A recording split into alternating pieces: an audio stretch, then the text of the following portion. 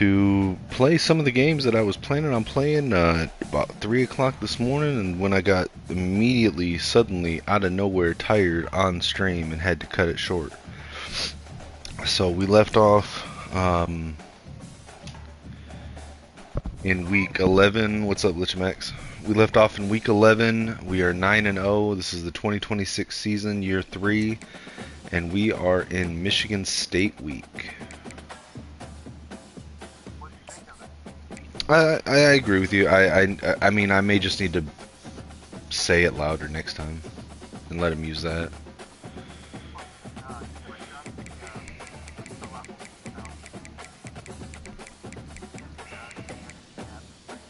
Yeah. Alright, so our recruiting board is set up. We did that last night before I got off, so we just need to go ahead and jump into the game. And we are at home versus Michigan State. Let's get into it.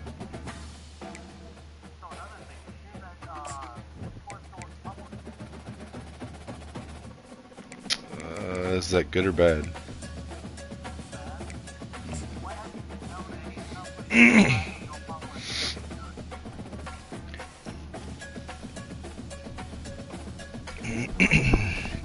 I mean, welcome to Ann Arbor and the Big House, home to one of the most WWE went public, and it was a good thing for about 20 years. The Michigan Wolverines. And while today is the final home game of the season for one team, it is more importantly a celebration, Senior Day. As we'll see, the winners of 8 straight, the Michigan State Spartans, taking on the 4th-ranked team in the land, the Michigan Wolverines. All that means is that at some point it'll get taken over by another big company like fucking Meta or whatever.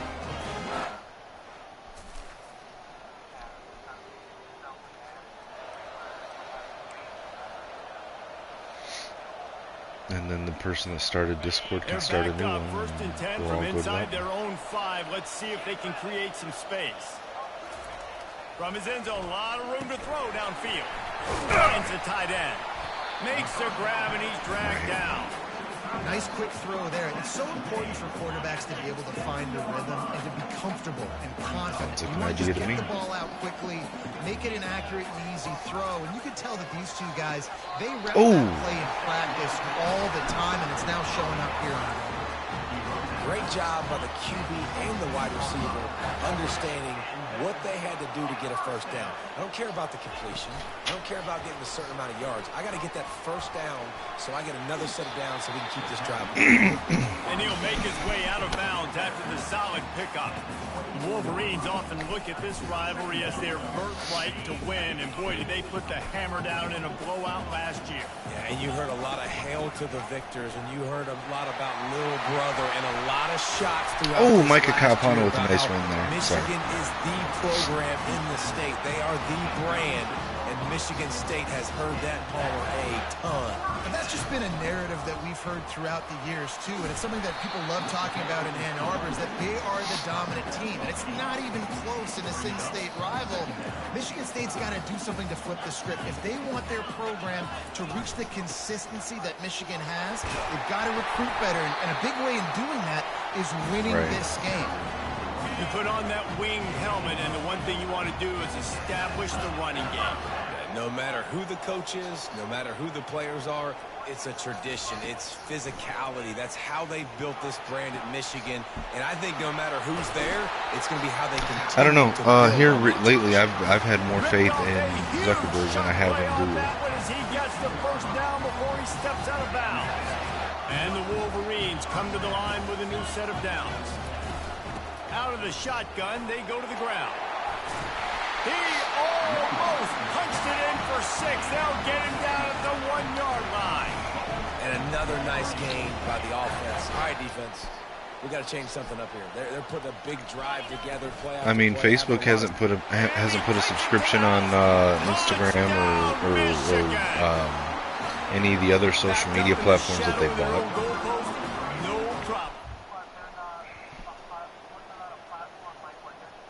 No, but I mean,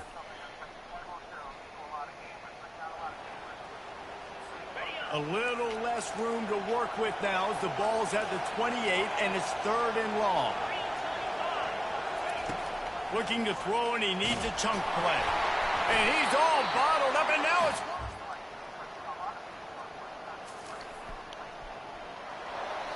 Yeah, but I feel like the majority would just say fuck it and go to something else if they do Here that. comes the noise, backing this defense on 3rd down.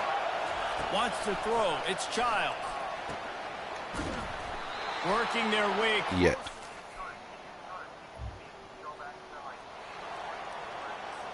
If they can convert here, that type of play can really give you a shot of momentum. On 3rd down, going up top. A strike downfield. Well, start coding and getting your own setup ready to release when shit goes south, and tell me what you need from me and we'll do it. 1st and goal. They'll try to get it in with the run. He'll be brought down at the 5-yard line, and this defense is on its heels. See if they can get it done on 2nd and goal. You can do it. Fast motion from the offense. Touch pass on the jet sweep. Stop behind the line. He'll lose a yard. Did you see the video thing I sent you about the guy that built a computer in an engine block?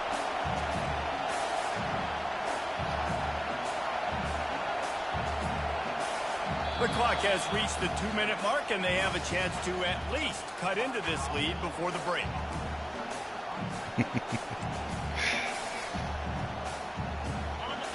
So loud it's rattling your fillings on 3rd and goal. From the gun, wants to pass. Lets it fly. Snagged in the end zone.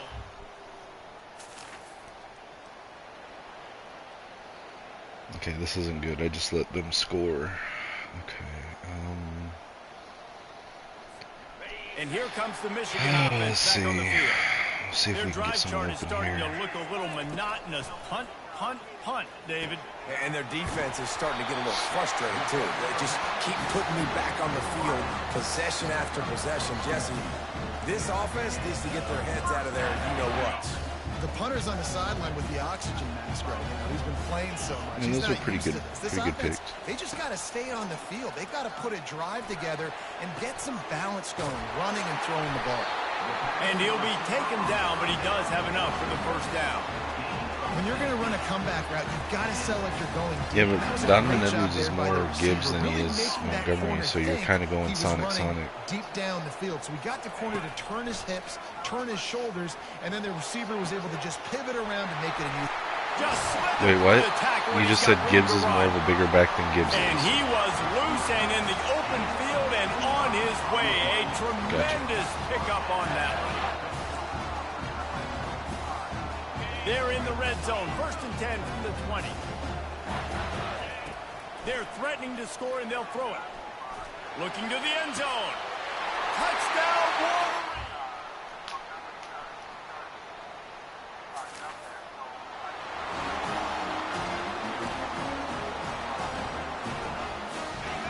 Decibels rising as the crowd gets behind this defense on 3rd down. Yeah, I got you. I mean, it's not a bad idea. I wouldn't. So here's what I would do. I would keep both of them at first, unless you're trying to get rookie of the year with Donovan. And I would keep Montgomery as the power back and build Donovan up as your receiving back. Put him as your 3rd down running back. So you have I would put under halfback. I would put Gibbs, Edwards, Montgomery.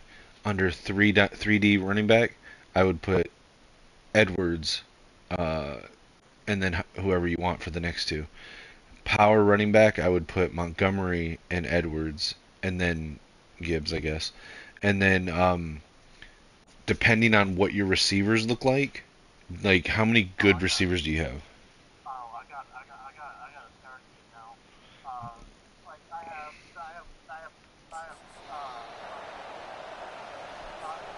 I have A 3rd and long coming up here. Davis looking to pass. At slot receiver? Really putting...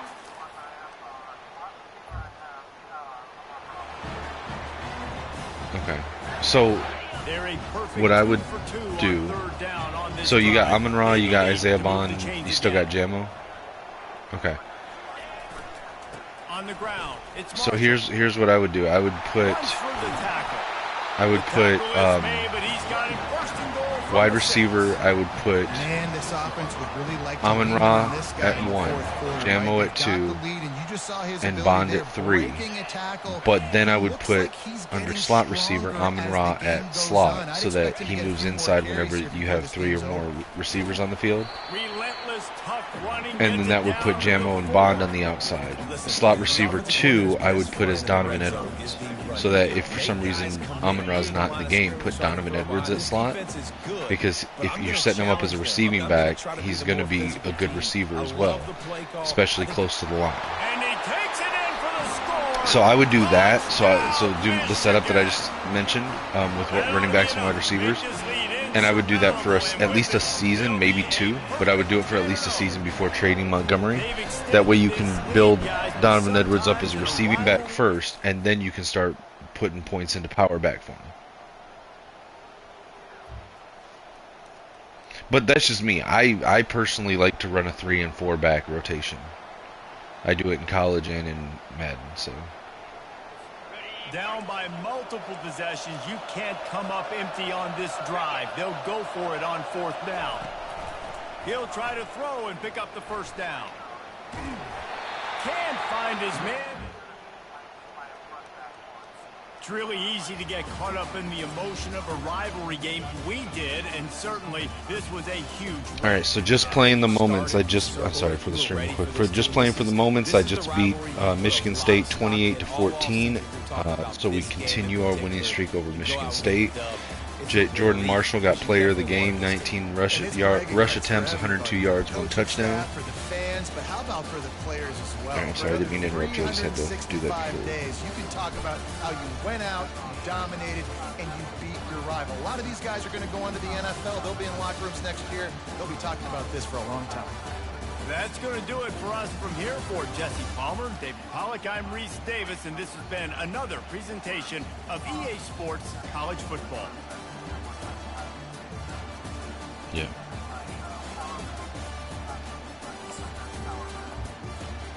Yeah, I used to do the power back thing on 3rd down back, but I've since gotten to where I like to, because 3rd down a lot of times you're going to be throwing it, and so you want the back that's the best at running routes and catching.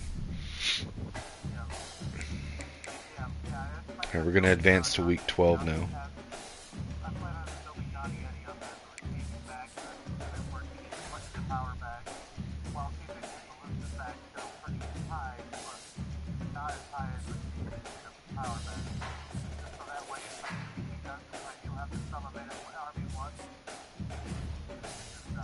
Right. All right, so we did get a few commitments here off of the Michigan State game, so let's look at them real quick. So we got a commitment from Carlos Lester. He is a 4-star wide receiver out of Lee Summit, Missouri, 6 foot 197, rated number 1 in the state, number 21 at his position, and number 110 nationally. Committed to Michigan over Texas and Oklahoma. Got a commitment from another wide receiver, 4-star Miguel Guardado. He is out of Flower Mound, Texas, 6'3", 200 pounds. Ranked number 44 in his state, 45 at his position nationally, and overall nationally ranked 274th. Committed to Michigan over Oklahoma, Texas A&M, and James Madison. Then we got a commitment from Lee Agnew, 4-star offensive tackle from Saginaw, Michigan, 6'8", 292. He is ranked number 2 in the state of Michigan, number 6 at the position of offensive tackle, and number 46 nationally. Committed to Michigan over Penn State, LSU, and Wisconsin. So the only target still on our board is Anthony Yates, a wide receiver. We're currently sitting on top of his top 5. with a comfortable lead over Notre Dame and West Virginia. I think because neither of the other two teams really have pipeline bonuses. I mean, West Virginia's got one tier, but neither us nor Notre Dame have any. And with the lead that we've got, I think we're going to be okay on them, but we're just going to set the pitches, which are going to be prove yourself and then contact friends and family, and we're just going to let that ride out. And that'll be our final recruit for this cycle, at least until we get to the transfer portal. Alright, so we are on the road at Eastern Michigan this week. We are 10-0. They are 3-7, 1-5 in conference. Let's go ahead and jump into the game. Sorry about that. Go ahead.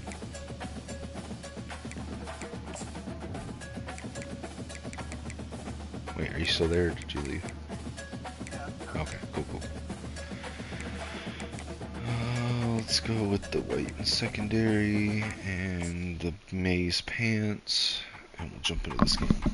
Oh shoot, I don't know if I hit play the moment. I'll fix that here if I didn't. Welcome to Ypsilanti in just a Eastern few miles Michigan's away from interesting. the They've got Big like House. like an This ash house is gray home to hue. Eastern Michigan Eagles, and we are anticipating a great turnout and a sensational game in this one.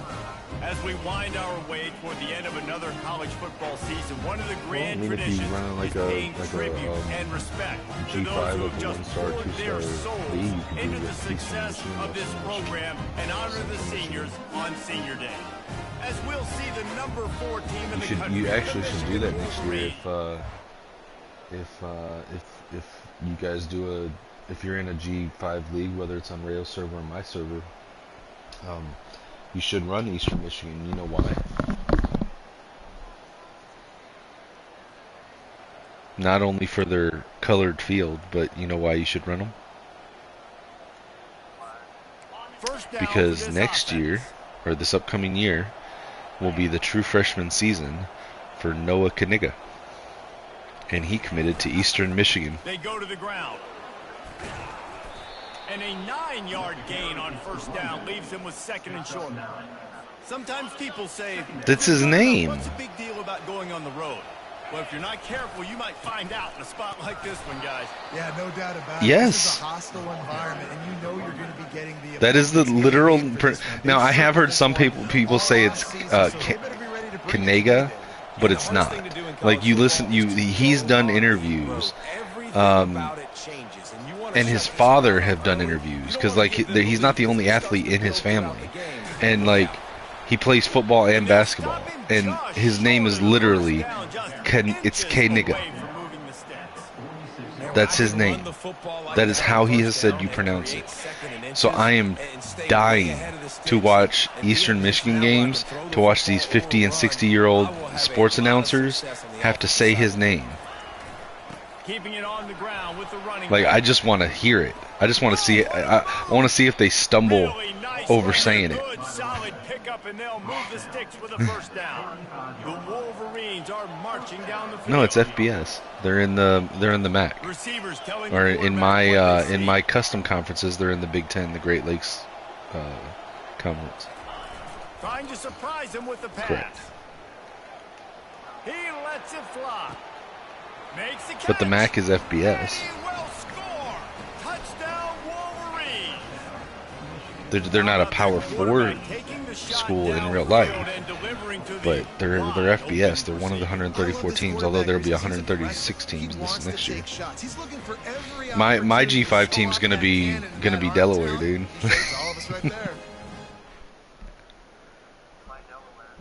Or isn't that the one I showed you? The Delaware ones that basically just stole all of Michigan's style. That's gonna be my G5 team. Like,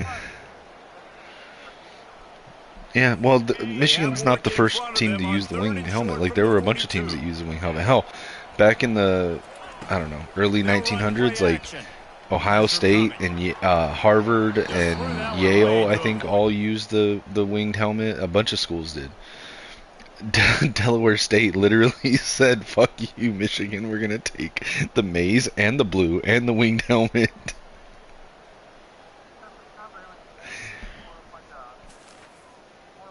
And on that third down play, there just wasn't any It's time basically the same quarterback thing, is the though. intended target. As a result, ball falls incomplete, setting up fourth.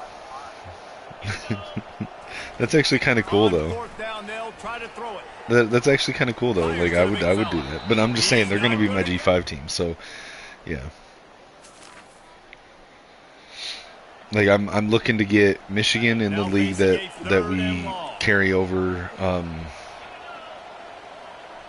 you know, from the 25 game or leagues. But then, like, in the other league where we have to, like, do the 100-yard rush, I'm assuming somebody else will get Michigan, so I'm actually going to try to get Oregon. They finally get him stopped.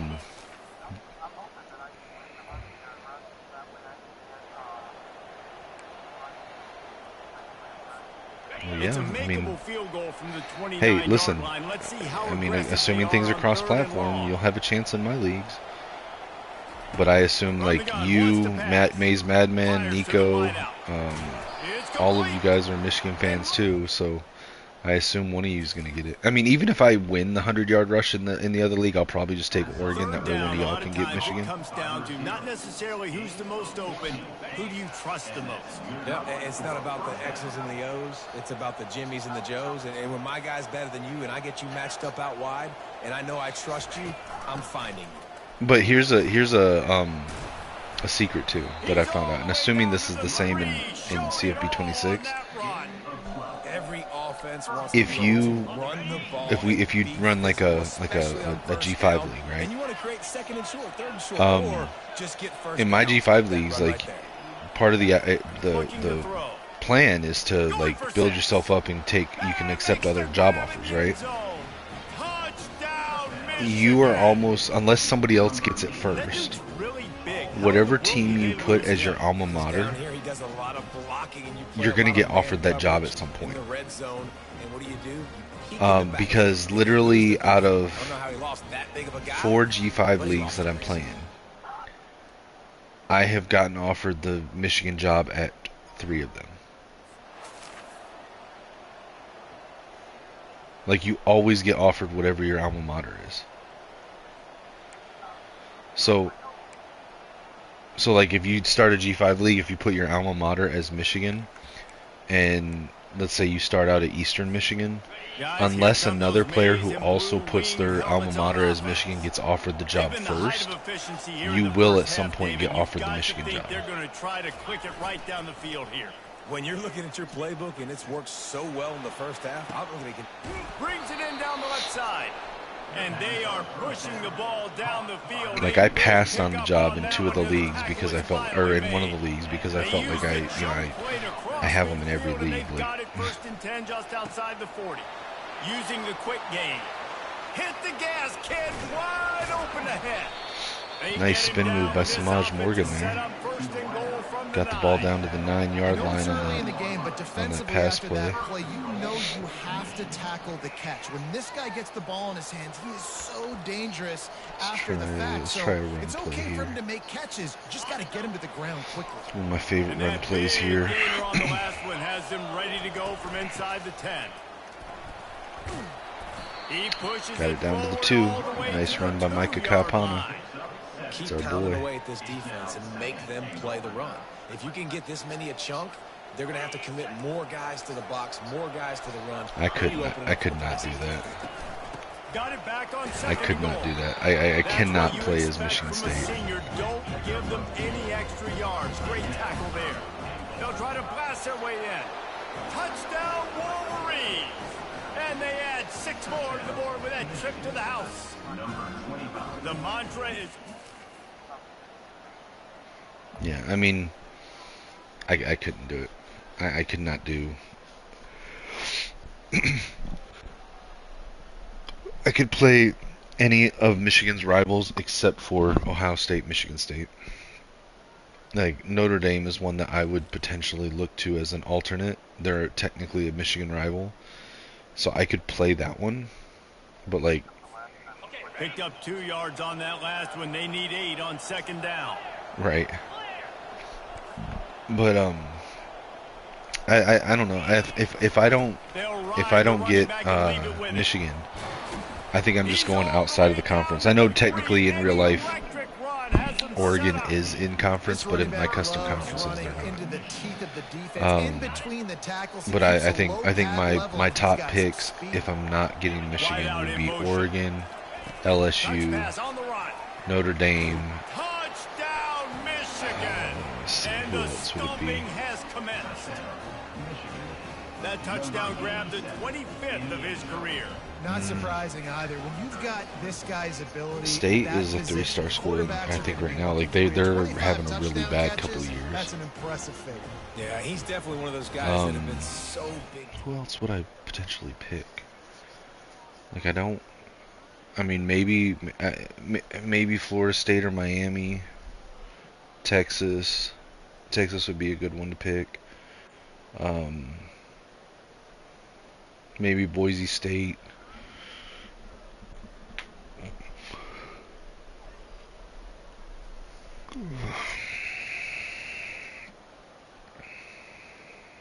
Yeah, I think those, I mean, on the any team league, if I don't get Michigan, those are the teams that I'm kind of gunning for.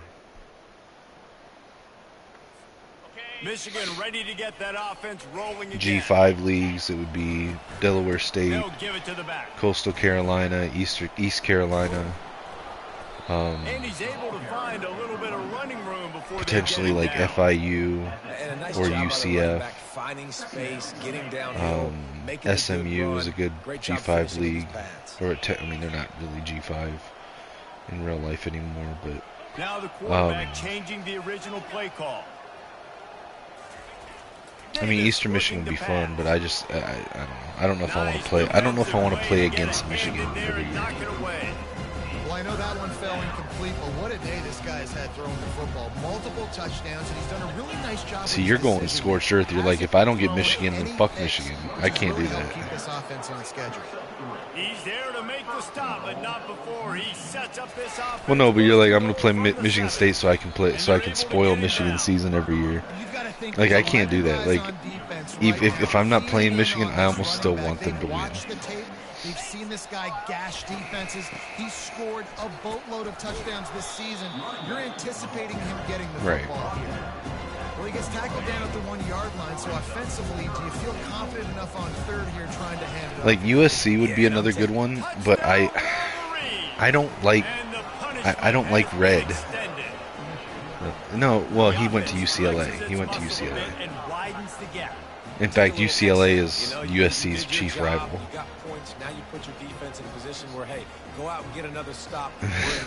Washington would be good, but I don't know if I'd want to play against Oregon like every year, and that's their chief rival. I mean, I could play Tennessee. Tennessee would be another one that would be in my top.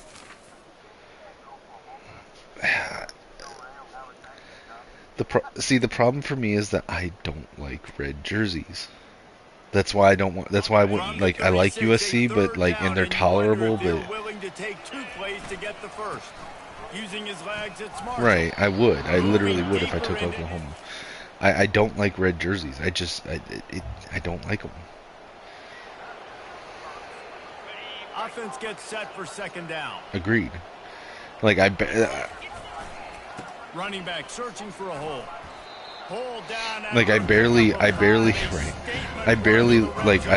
have grown an affinity for Florida State since I took the Florida State job in G5 League 2. But they're almost not the same as red because it's like a very like dark deep like a maroon. And it's the maroon and gold is a cool color combination. Kind of like I said, USC is kind of on the borderline there for me because they're red and gold. So it's like I kind of tolerate it, but I really don't like red jerseys. Micah Kaapana with the nice juke move to get the touchdown. Mike is so much fun to play with in this game, dude.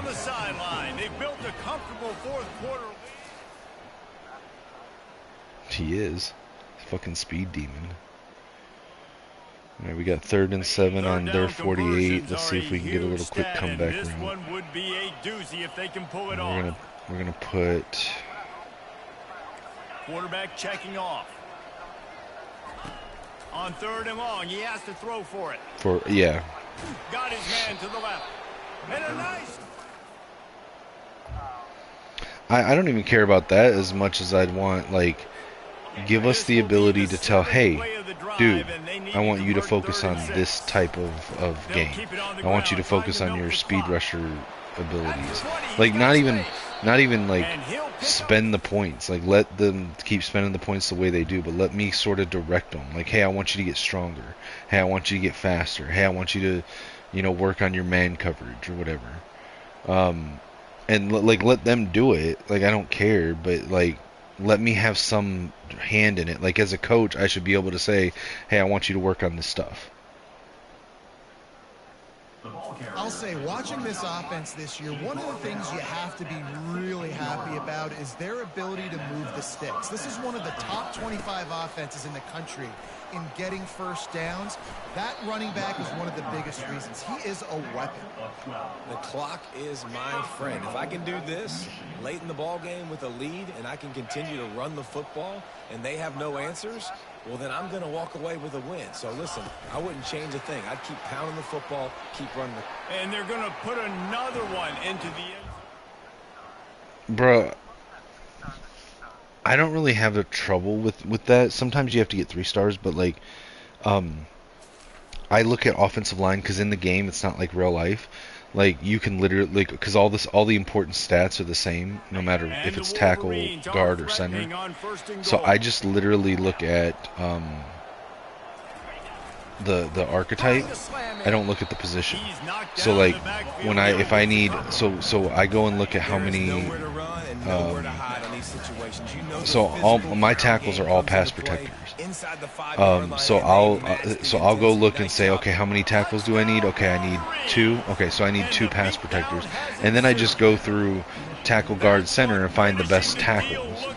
And then I say, okay, I need 3 others, because my interior, I kind of like power, but I'm also okay with the agile. So like, I'll just look for, through tackle, guard, and center, the agile and power. And every offseason, I sort of reshuffle my offensive line, where I split up. So what I do is I split up the pass protectors and the ones that aren't pass protector, and I'll put the best overall highest rated pass protector at left tackle, the second highest overall pass protector right tackle, and then I'll do a third, will go right tackle, fourth will go left tackle, fifth will go left tackle, sixth will go right tackle. And I do that, and then for the other guys that are agile or power, I go highest overall goes to center, second highest overall goes to left guard, third highest overall goes to right guard. Then I go fourth to right guard, fifth to left guard, sixth to center, 7th to center, 8th to left guard, 9th to right guard. And so I just kind of reshuffle it every year. Because it doesn't really matter where they play on the line. What matters is I want my best pass protectors on the right, left and right ends, and I want my best agile and power guys in the middle. And doing it that way, I don't have trouble finding what I need.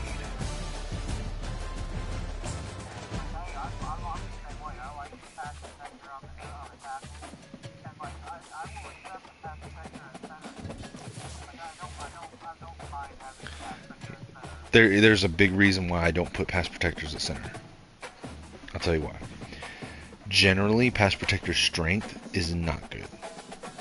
I mean, if you're lucky, you get one in the high 80s. They're going up against, generally, power rusher or run stoppers that favor power on the defensive interior. That's how you get your fucking offensive linemen pushed, shoved to the ground, and pushed back into the pocket.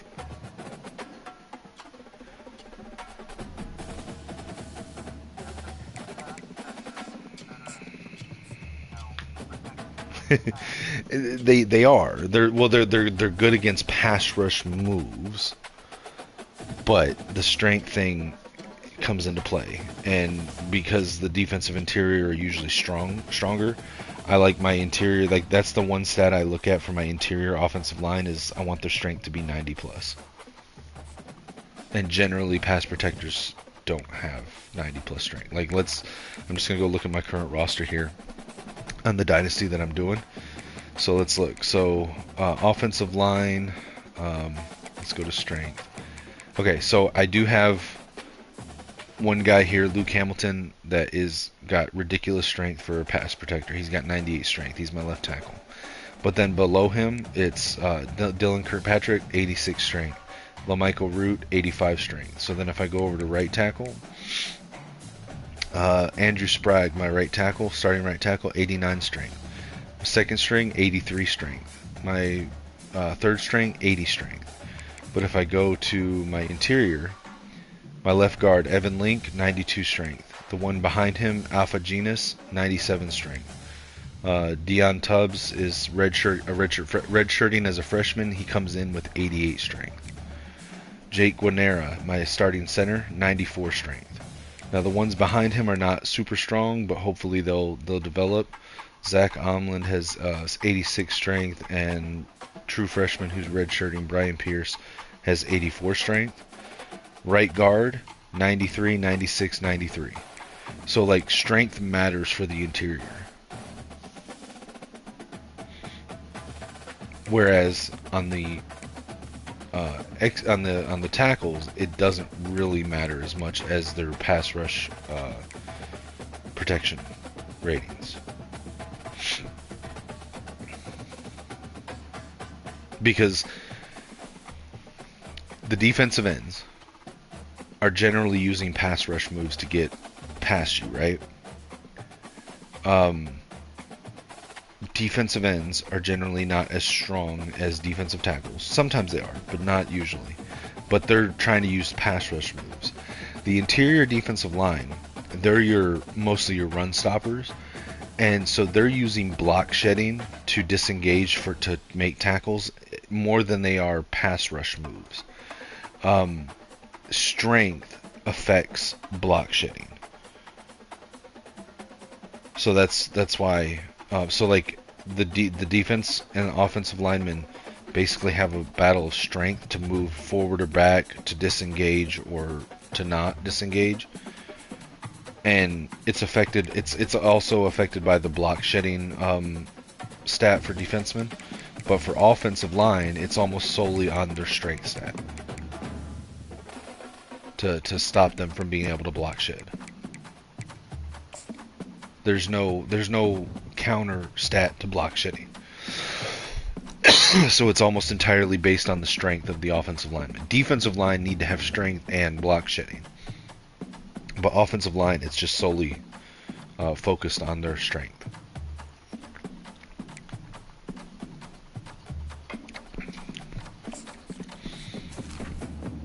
If your center's been getting knocked to the ground and pushed back into the pocket, that's why.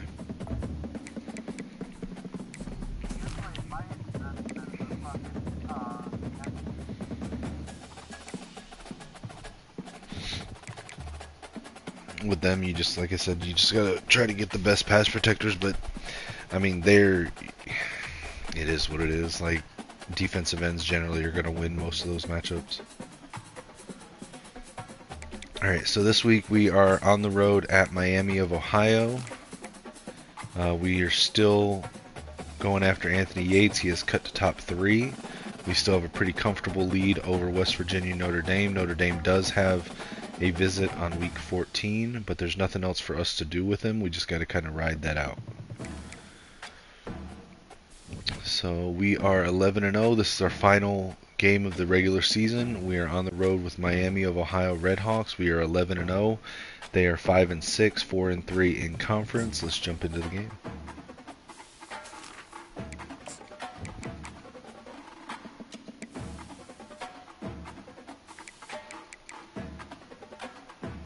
Alright, we'll wear the white and blues. And we'll go play the moments, and here we go.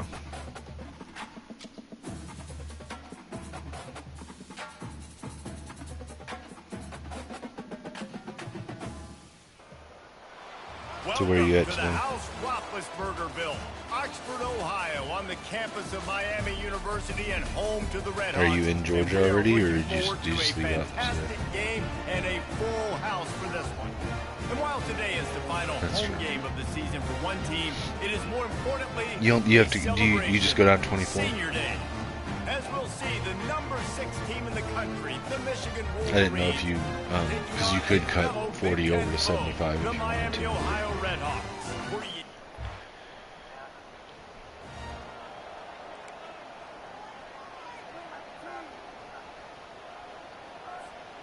The offense set for a first down play. I generally liked.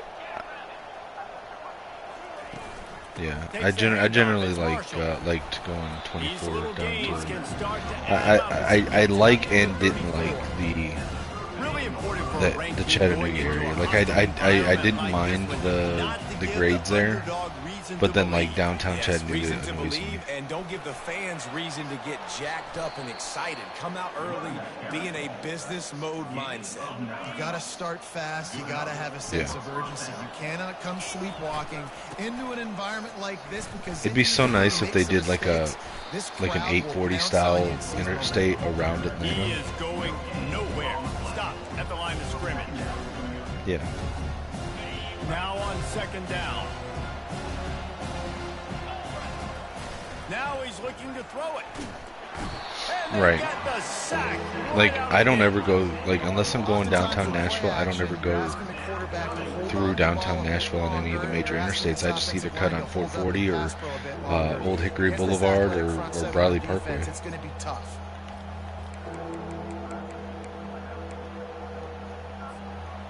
This is a 3rd and long.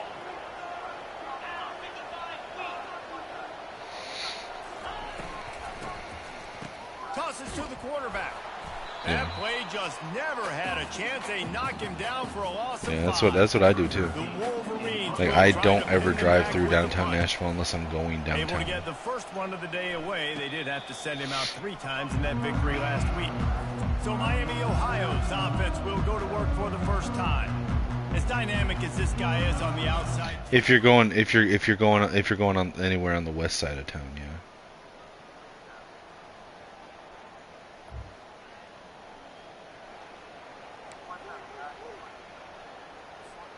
This feels like 4-down territory, 3rd and short from the 40.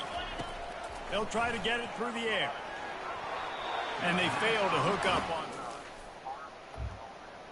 Yeah, 3rd and short, they choose not to run, throw the football. Bro, what the fuck? Why am I losing by 7 points to Miami of Ohio at the end of the first quarter? On 4th down, flexing that muscle. Cole Cabana just about to change that though. Just got a breakaway run and touchdown. Couldn't corral him, and he took it all. Year 3.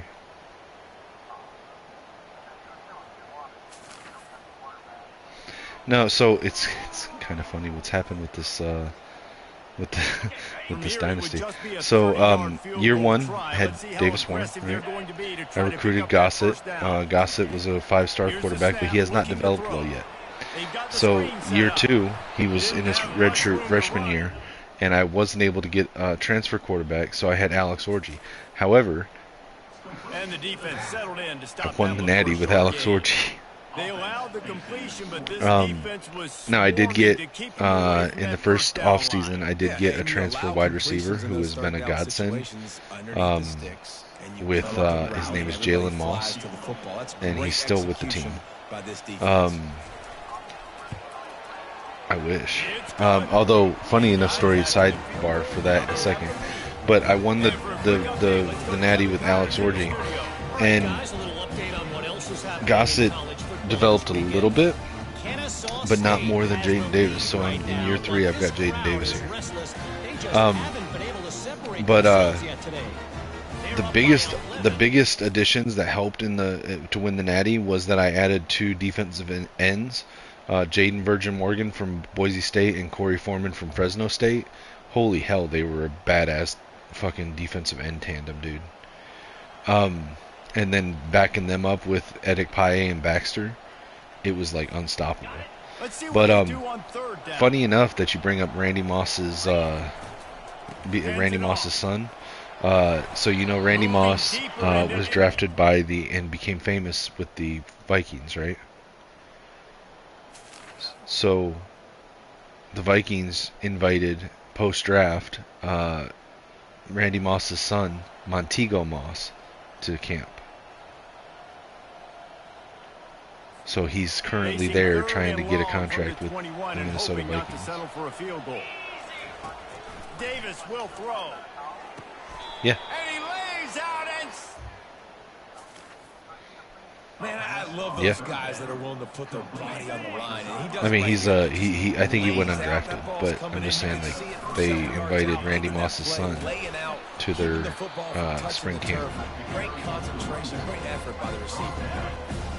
Yeah, I expect that because I think our starting wide receivers, I don't know if they're keeping 6, but I know our top 5 receivers, I think it's going to be obviously Justin Jefferson, Jordan Addison, but I think the rookie that we got in round 3, Ty Felton, I think he's going to be wide receiver 3, and then Jalen Naylor and Rondale Moore will be 4 and 5. And all 3 of them are kind of the same player. Jalen Naylor, Ty Felton, and Rondale Moore, but Ty Felton's younger. And he's a little faster, I think, than the other 2. But they all kind of fit the same role. But I think that's our top 5 receivers. I don't know who's going to get. But we brought in a bunch of UDFAs. Like Minnesota has been the best UDFA team for the last 3 years. They get like the best UDFAs. Speaking of, have you heard anything from the camp about how JJ? Oh, he's doing great. People love him. He's actually doing really good.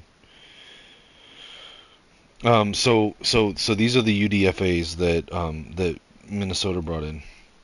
They brought in Max Brosmer, who was the starting quarterback at University of Minnesota. He's probably just going to be a practice squad guy. But wide receivers, they also brought in, aside from Montego Moss, they brought in Silas Bolden and Dante Fleming. Silas Bolden was a Texas receiver. I actually expect he might make the team.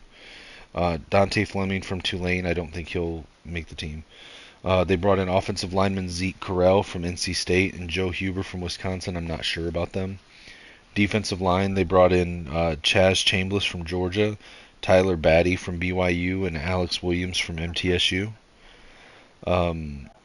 Yeah, so Tyler Batty's got a lot of hype. I don't think he's going to make it, though.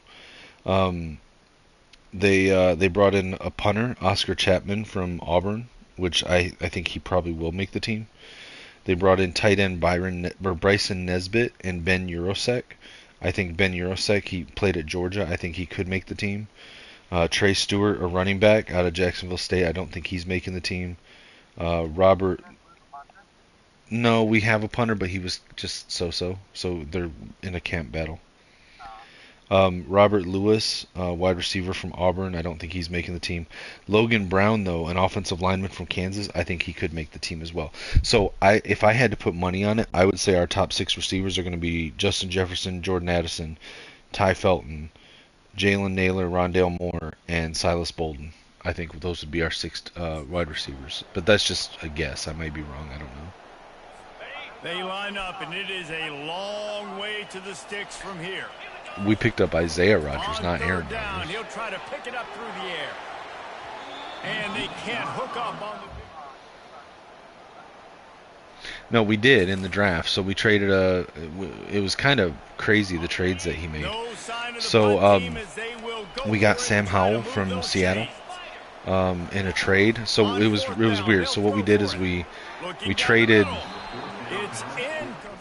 What was it? We traded 97 and 186 for 102 and 142. So we moved back 5 spots, but then moved up on another pick up 40 something slots.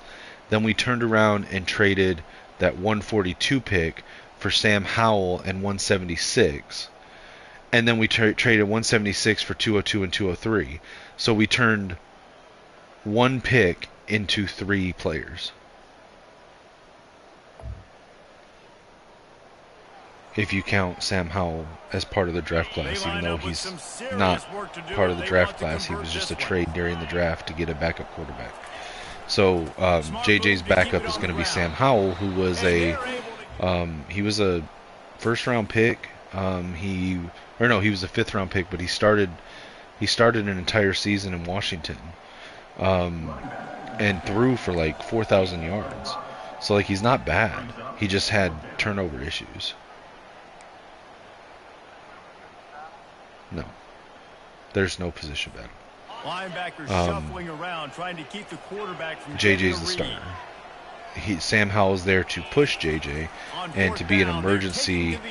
Oh shit! What the fuck? I just hit the wrong button and it just got intercepted. God damn it, dude. Did they need that right now? But he's there to be like an emergency back. I think our quarterback 3 will probably be Brett Rippon, but I mean, there is a chance that Max Brosmer could outplay either one of them for backup, and instead of being practice squad, he could be on the 53-man roster. Pick up the first down. Incomplete on.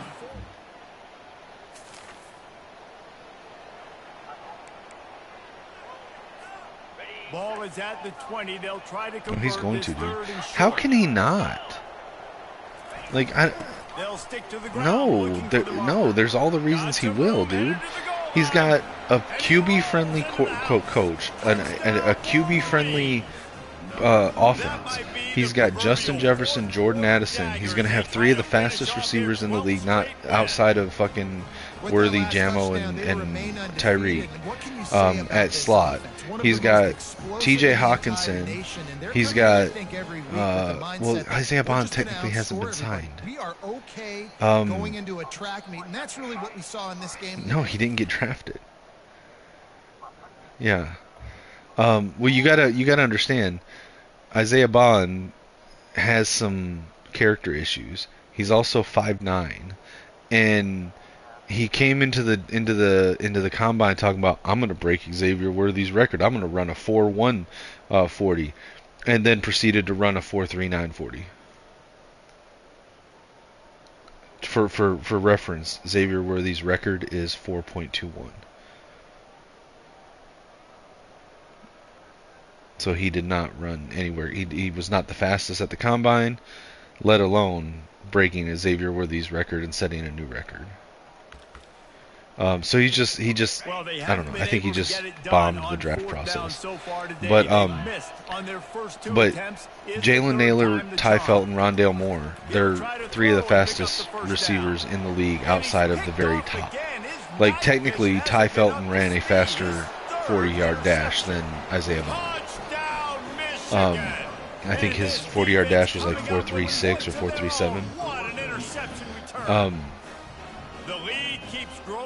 And he's got TJ Hawkinson, and he's got Aaron Jones, and he's got Jordan Mason.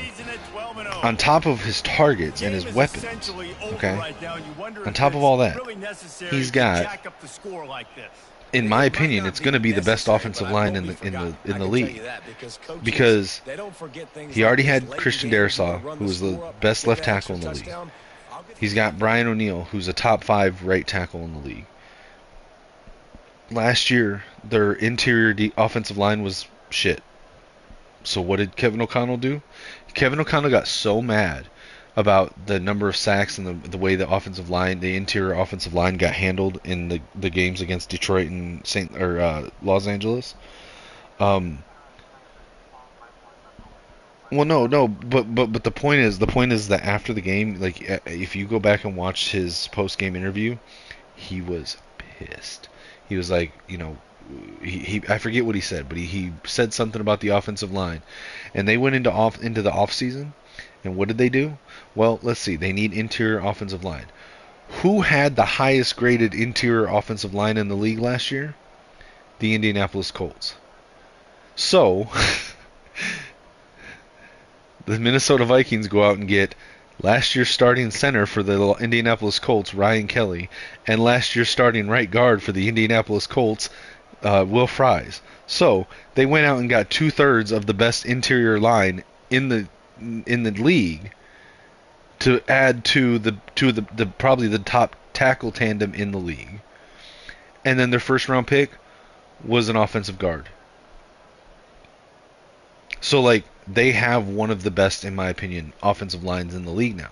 So you've got JJ, who already has all the physical abilities you could want in a quarterback, all the mental abilities and intangible abilities that you want in a quarterback, throwing to the best wide receiver in the league, one of the stronger wide receiving cores in the league, a very strong running back duo behind him. One of the, I'd say, what Hawkinson's probably what, top 5 tight end. I mean, you got what, like Laporta, Kelsey, Bowers maybe, but like he's still kind of unproven. But I would say Hawkinson's somewhere in the top 5 if he comes back fully healthy from his injury, right? I mean, his injury, he came back from his injury already, but I mean, he wasn't at full strength when he came back. Right. I would still put Kelsey there. I would still put Laporta there. I would still put. There's a couple guys I would put up there with him, but I would. Yeah. Yeah. I mean, even if he's not top 5, he's still up there, right? So you give him Jordan Jefferson, Justin Jefferson, Jordan Addison, T.J. Hawkinson, and some good young receivers, 2 good running backs, and one of the best offensive lines in the country, with an offense that's quarterback friendly, with a coach who's a former quarterback and very quarterback friendly. How can JJ not succeed? This is what you're looking for when you have the better team. Go out and show it. Don't fool around with them. Go out and play to a standard of excellence. You didn't beat the tackles. Go back and watch. Go back and watch the tackles. You were not. Fucking Zadarius Smith was not getting around Christian Darrisaw, and the guy that you had starting in Hutchinson's place was not winning against Brian O'Neill. They were winning against Garrett Bradbury, our former center, Ed Ingram, our former right guard, and Blake Brandell to a lesser extent. Jesse Palmer, David Pollack, our entire broadcast team, I'm Reese Davis. This has been another presentation of EA Sports College Football. Yeah, I mean, don't get me wrong. I still think right now, as of right now, I think the Lions have a stronger roster. But my point is that you just put JJ into probably the best possible situation for a young quarterback. I mean, think about it. If you're a young quarterback, look at the offense as a whole for every team in the country. Take away the defense for a second. If you're a young quarterback, is there another team you'd rather be slotted into as the quarterback? Justin fucking Jefferson, dude. Like, that alone is going to be like top pick, but you put him behind an offensive line like that and with that many weapons, come on.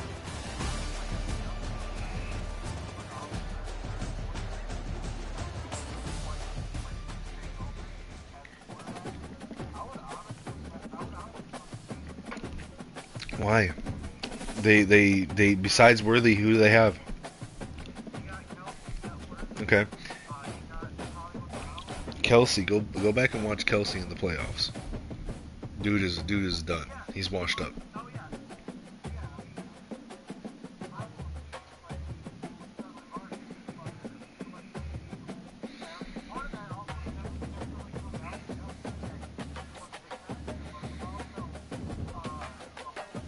Okay. But here's the thing. Who do they have But who do they have besides Worthy? Assuming Kelsey, even if Kelsey's good, he's there for one more year. So okay, Hollywood Brown has not been good in years.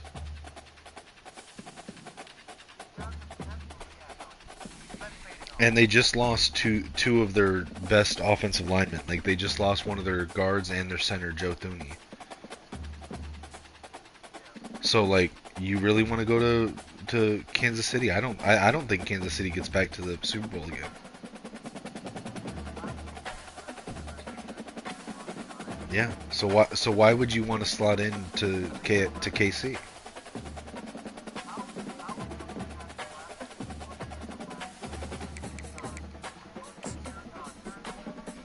Yeah, I'm talking about 2025. And you're looking at offensive line, offensive line, and then your weapons at receiver and tight end, and then the support you have in the run game.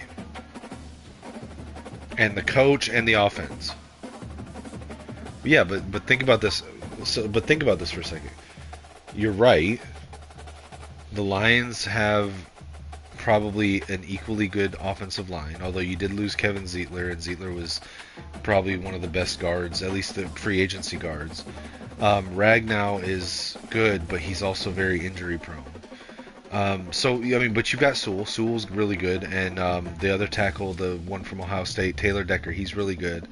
But like your interior line, I don't think has gotten any stronger. I think it's gotten weaker since last year. Wide receivers, absolutely. Although I do have a little bit of a problem with. Okay, who's your third wide receiver after Amon-Ra and Jamo? Because you guys let Donovan Peoples-Jones, who was your third best receiver, walk. You drafted a guy, Isaac Tesla, who is best as a slot, but why would he be you're not going to play him at slot over Amon-Ra. Amon-Ra is the best slot receiver in the country.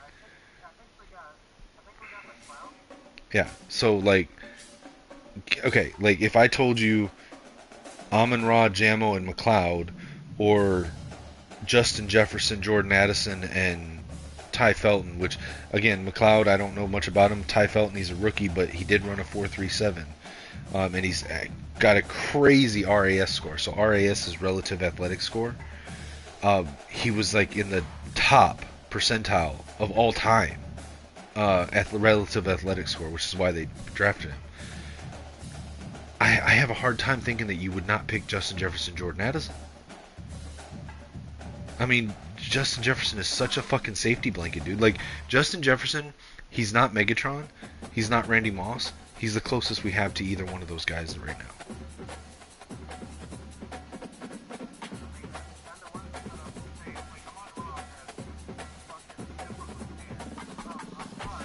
So does Justin Jefferson, though.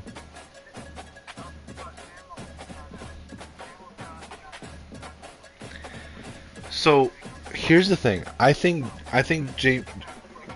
personally like Jamo more than Addison, but if you look at their statistics, Jordan Addison has slightly outperformed Jameson Williams. They came into the league the same year, and over the last 3 years, I think, or 2 years, Jordan Addison's statistics have been better than Jamo's. So statistically, he's not better than Addison.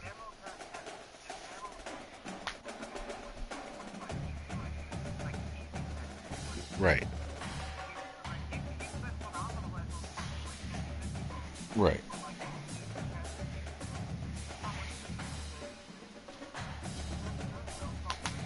So here's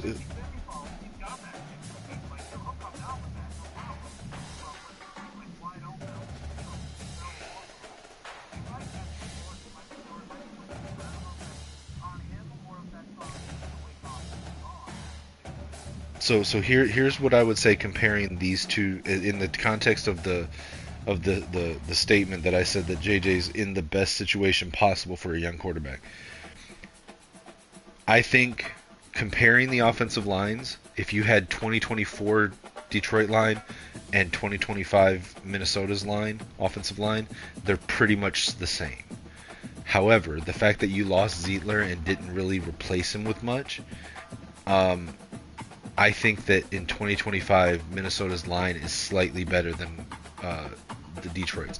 Not by a huge margin, but the loss of Zeitler without a replacement versus the revamping of our entire interior offensive line with some of the best guys in the league, I think puts us slightly ahead.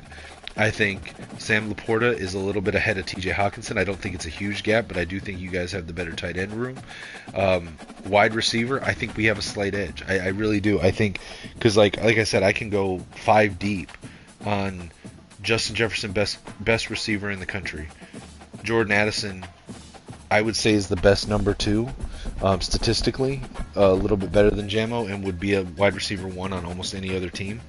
And for third receiver, we've got 3 guys that are interchangeable with Ty Felton, Jalen Nailor, and Rondale Moore. All have Jalen Nailor and Rondale Moore have proven to be a really good third receiver option. And Ty Felton, like I said, I think he's actually going to come in and outperform both of them at that spot. So receiver room as a whole, then you look at Detroit and you got Amon-Ra, who's fucking phenomenal. But he's the best slot receiver in the country. And I would say he's a top tier when he goes outside. He's a top tier, but he's not close to Justin Jefferson on the boundary. Right? Like Justin Jefferson's best receiver in the league, Amon-Ra best slot receiver, and a top tier receiver when he's not in the slot. But I would think that if you're going for a wide receiver 1, Justin Jefferson takes that. And then statistically, Jordan Addison's better than Jamo, not by a lot, just by a very small margin, but statistically is better as wide receiver 2. And then I think our wide receiver 3 through 5 situation is better than Detroit's right now. Right? So I'm saying it's a slight edge at wide receiver.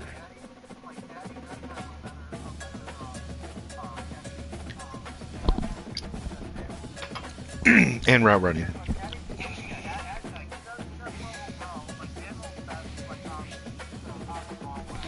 Jamo is best when he can out-athlete people.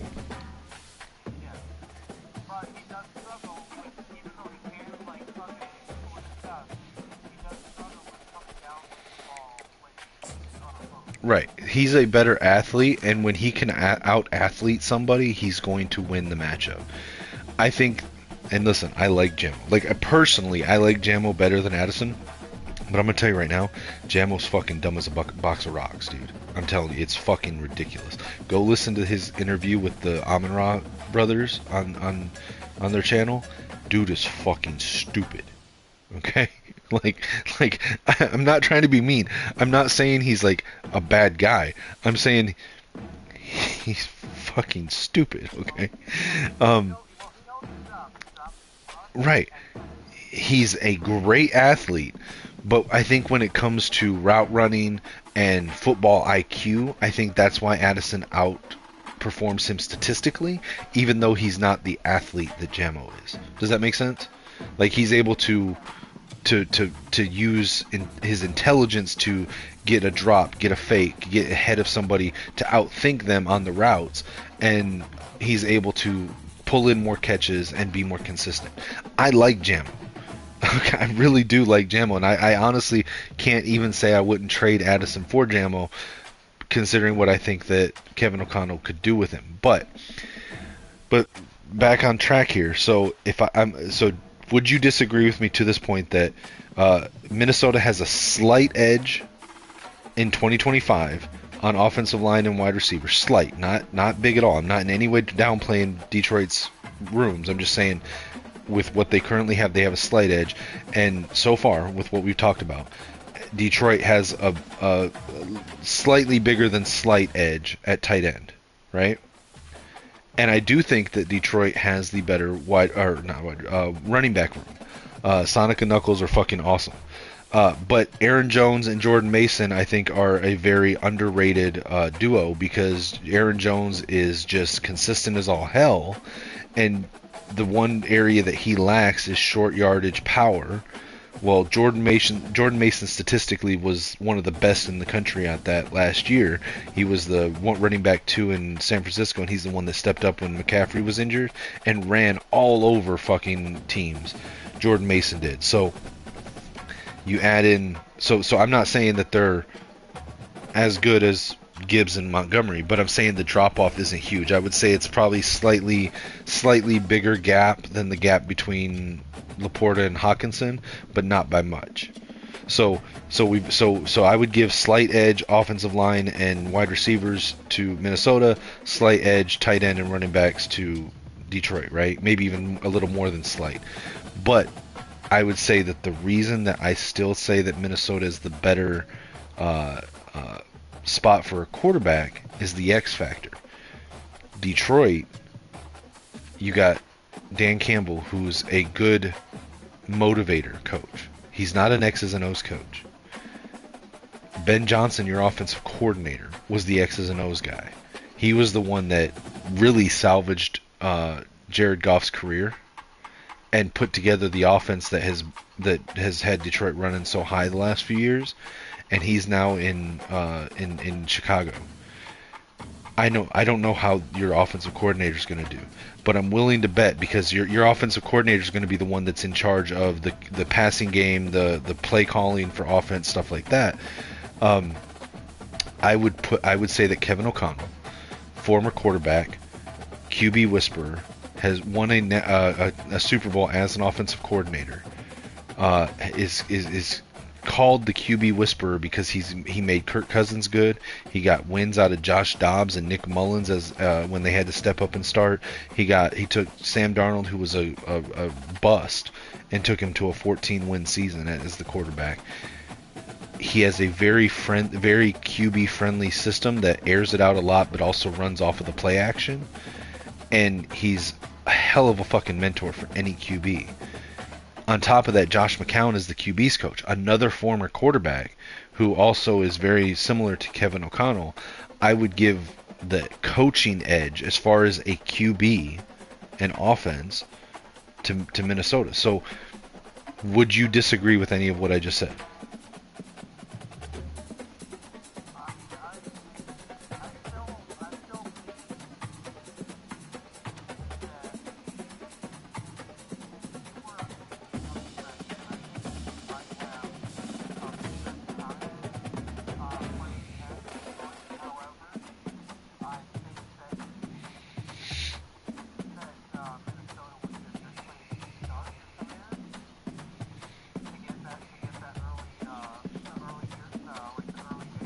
So you would agree that Minnesota's it's better set up for success of a young quarterback.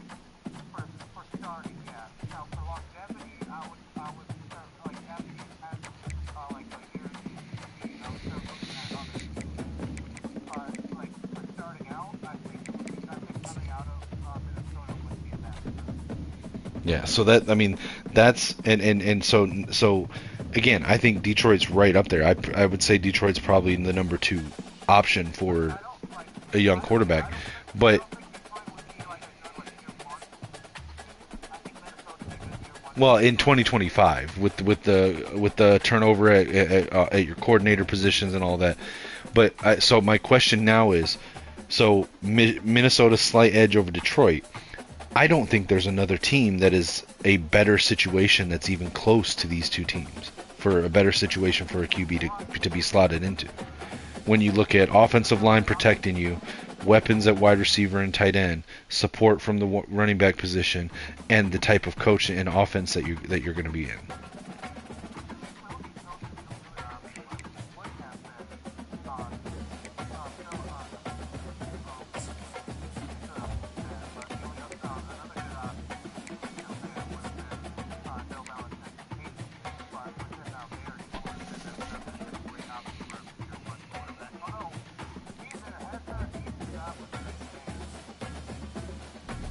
Yeah, I mean, I don't think that the Patriots is a good team for success, set up for success of a young quarterback, though.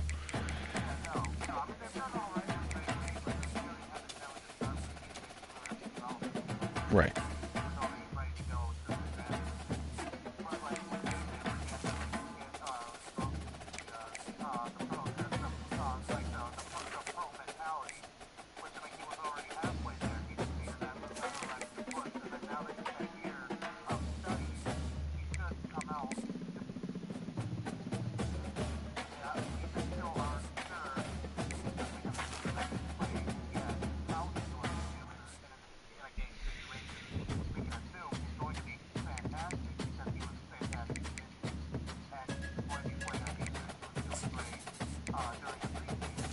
Real quick, hold that thought real quick.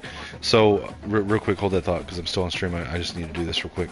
So, we did win the conference championship for the Great Lakes Athletic Conference, aka the Big Ten. We got our final commitment from Anthony Yates, a 4-star gem wide receiver out of Evergreen, Alabama, 6'1", 205, rated number 9 in the state of Alabama, number 32 at the position of wide receiver, and number 199 nationally overall. He did commit to Michigan over Notre Dame and West Virginia, and that rounds out our high school class for recruiting for the 2026 cycle. Now we're going to go ahead and move on to the playoffs. I'm sorry, go ahead, Mike.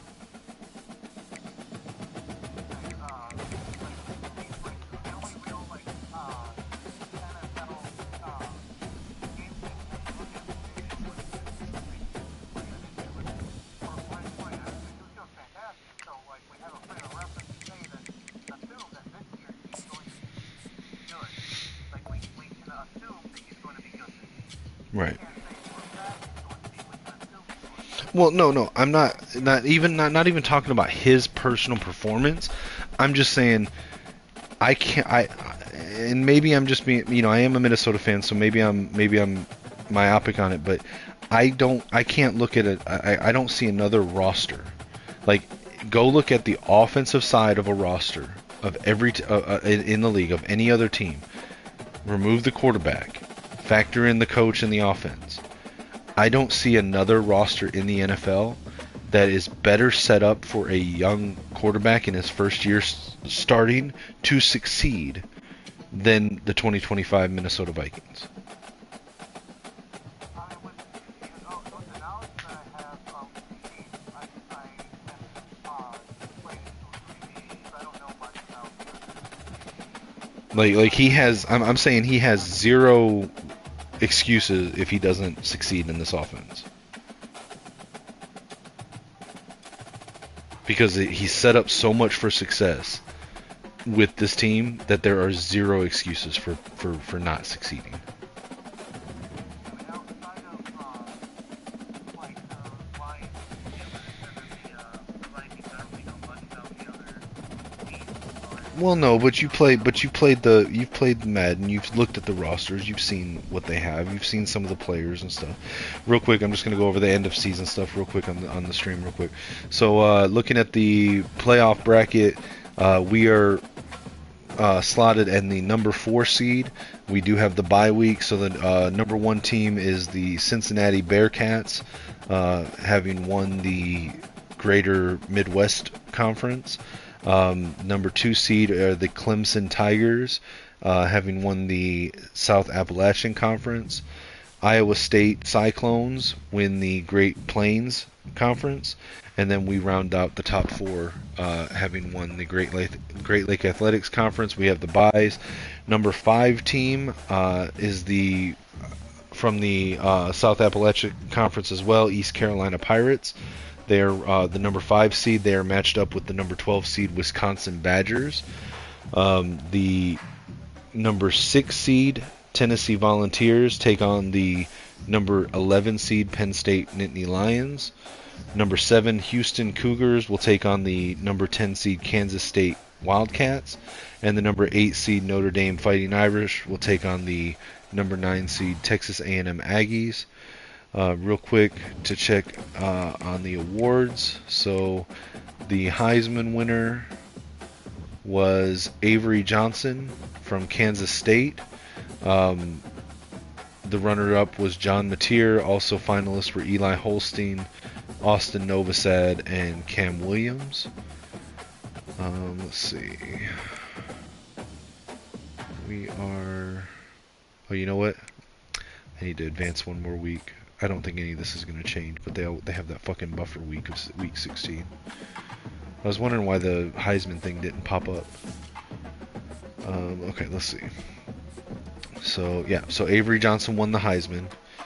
So we did not win any awards, which sucks. But let's go look and see if we were a runner-up for any of them, or if we were a finalist for any of them. So nobody on Player of the Year.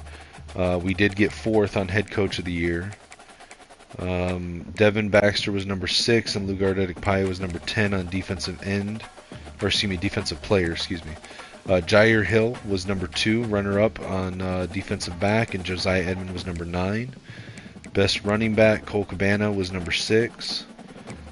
Let's see, Lombardi Award, Edekpaya and Baxter were 7 and 8. Best defensive end, Devin Baxter was number 5, Edekpaya was number 9. Interior lineman, Evan Link was number 5, Jake Guanera number 8, and Blake Frazier number 9. Assistant coaches were number 4 and number 7 on the Broyles Award. Best center, Jake Guanera was the runner-up, number 2 for the Best Center Award. And that looks like it. Let's see if we had any All-Americans. Alright, so Jake Guanera, Blake Frazier, Cam Brandt all got first team National All-American. Let's see. Mateo Uagalele did get second team National All-American. And we had two guys on the freshman National All-American, defensive end Duke Carew and outside linebacker Niles Allen. Let's look at our season stats real quick. So on the season, with us playing only the moments, Jaden Davis did not throw for a lot this year. We did run the ball quite a lot. Jaden Davis threw for 2,826 yards. He had 176 completions on 262 throws. Our backup, Tim Gossett, redshirt freshman, had 22 yards on 3 attempts, 3 throws with 100% completion percentage and 2 touchdowns. For rushing, Cole Cabana had 140 carries for 664 yards and 15 touchdowns. Jordan Marshall had 127 carries, 575 yards for 7 touchdowns. Micah Kaapana had 56 carries for 306 yards and 9 touchdowns. Ben Hall had 11 carries, 54 yards, and 1 touchdown. Receiving yardage, Morian Walker, 40 catches, 690 yards, 6 touchdowns. And Marion Stewart, 22 catches, 582 yards, and 7 touchdowns. Jalen Moss, 30 catches, 503 yards, 4 touchdowns. Samaj Morgan, 28 catches, 425 yards, and 6 touchdowns. And our converted tight end, Kendrick Bell, had 15 catches for 266 yards and 2 touchdowns. How did our offensive line do? They actually did pretty good. Left tackle Luke Hamilton allowed 4 sacks. Andrew Sprague, Blake Frazier, Jake Guanera all allowed 1, and starting left guard Evan Link allowed none. On defense, our leading tackler was Cole Sullivan at middle linebacker with 54 tackles. Our leader in sacks was Edic Paye with 9.5, Devin Baxter with 8.5.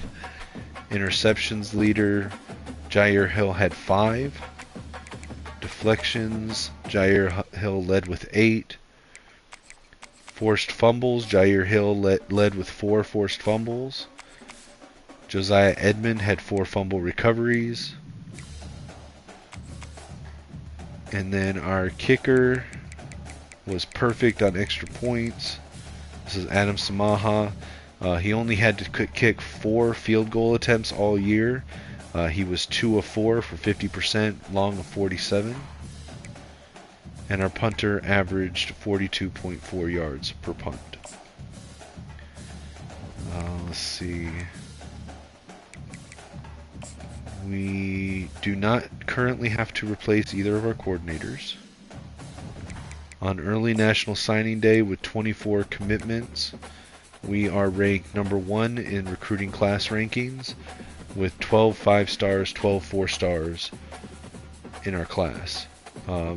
The top 5 are rounded out by Oregon at number 2, Wisconsin at number 3, Penn State at number 4, and Auburn at number 5. Again, this is early National Signing Day. This can change once we get to National Signing Day. And just for fun, I'm not going to take any other job offers, but we were offered the head coaching job at Stanford. I'm not going to take that. Alright, let's advance to the next week since we have a bye week this week. See who we're facing in I think we're in the Peach Bowl. Is that right? Let's see. Okay, so, no, we're in the Cotton Bowl. Goodyear Cotton Bowl, and we are facing off against the East Carolina Pirates. That will be a fun matchup. And then let's see, who will we be facing if we beat the East Carolina Pirates? It looks like we will go on to play the winner of Cincinnati Bearcats versus Texas A&M Aggies.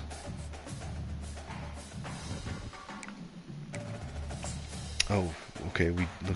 Okay, so I did get offered the head coaching job at Boston College in Arizona as well, and it looks like we do have to replace someone on the staff. Our defensive coordinator got hired away, so let's see who we have available.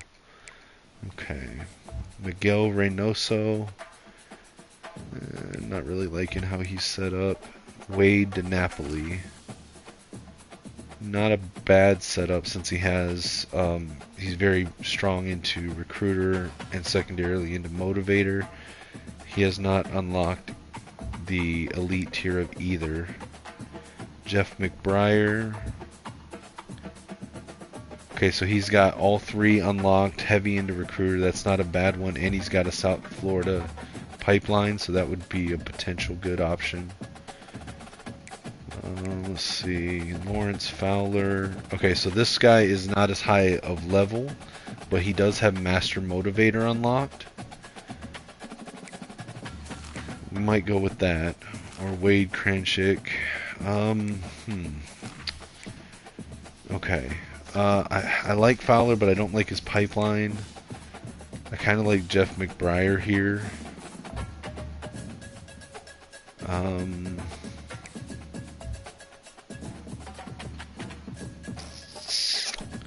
But I'm not sure if I should wait till next week and see if there's a better option.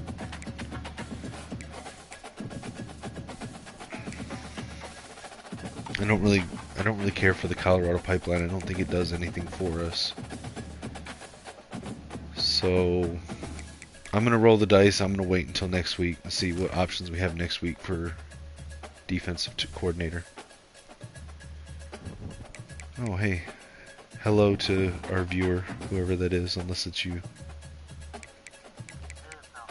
Okay, well, hello to whoever's watching. Alright, so we will jump into the Cotton Bowl.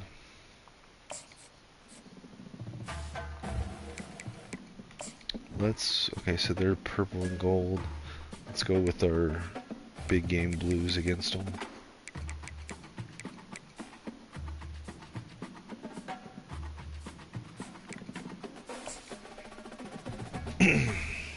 Sorry, I just go through that whole thing whenever I get to the postseason.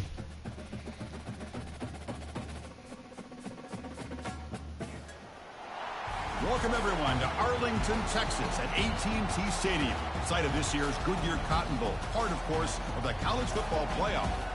We are through the opening round of this year's playoff, and now the pressure is mounting in the quarterfinals. A matchup between one side that's had time to rest and recover, and another team that's battle-tested, already off one playoff victory. As we'll see the number 5 I love seed in this fucking playoff, East Carolina's helmets. The chrome with that purple looks so seed in the cool. playoff, the Michigan Wolverines. 3A Sports College Football. I'm Chris Fowler here in the booth with Kirk Herbstreit. And here we go, a college football playoff quarterfinal game. We'll see which team's going to be moving on.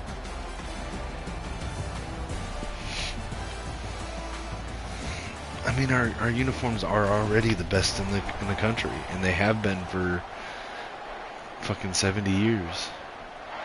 Kickoff team out there. We're ready to rumble for this college football playoff game. Yeah, but we're not like Oregon. We don't have to have 75 flashy uniform combos to impress And recruits. the return man brought down. That's decent yardage on that return. So Michigan's offense comes on the field first today.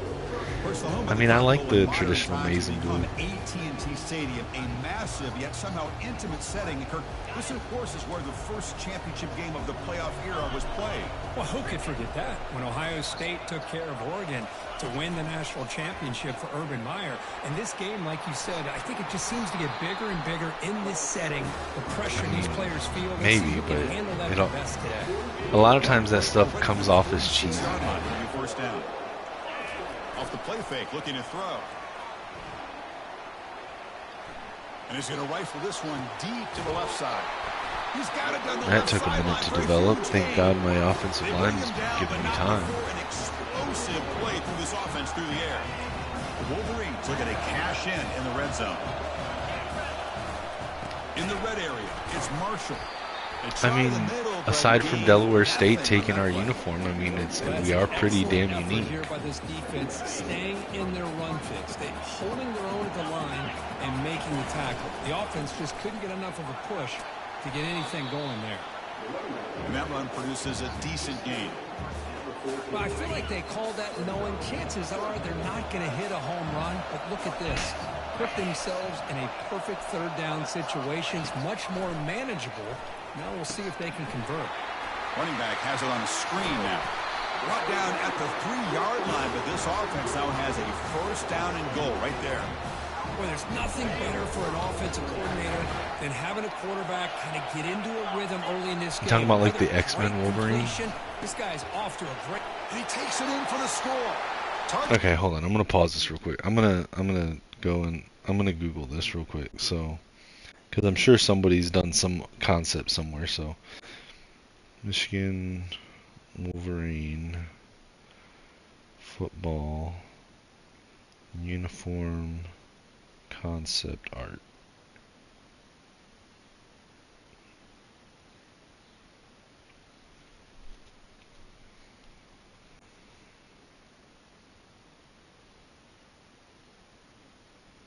I don't really like that one.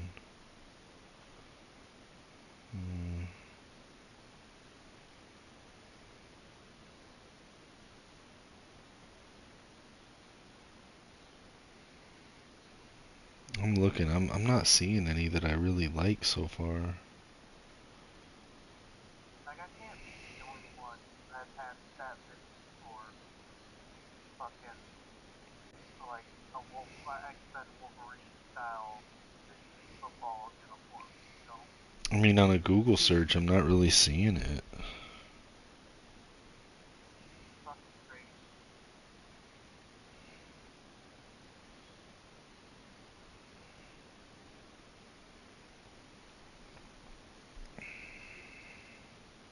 I mean, Madman's a proponent for inverting the colors.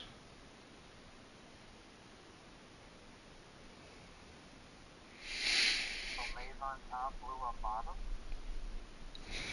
Well, that's, yeah, I mean, that's part of it, but he's talking about, like, the helmet, making it a maze helmet with a blue wing. Oh, yeah. Yeah, it'd be even cooler if they could do, like a flake paint on the gold helmet, too. I think they tried that. Metallic. I think they tried that, and it didn't go over well. Well, because they did it with the blue, they didn't do it with the maize.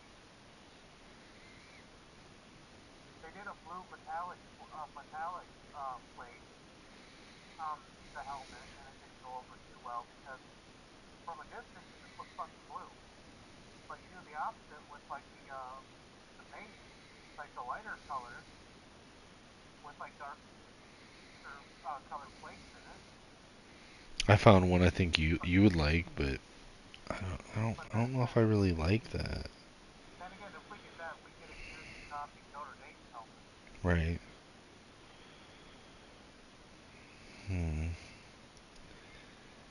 I don't know. I mean, I understand what you're saying with the whole Wolverine thing, but I don't.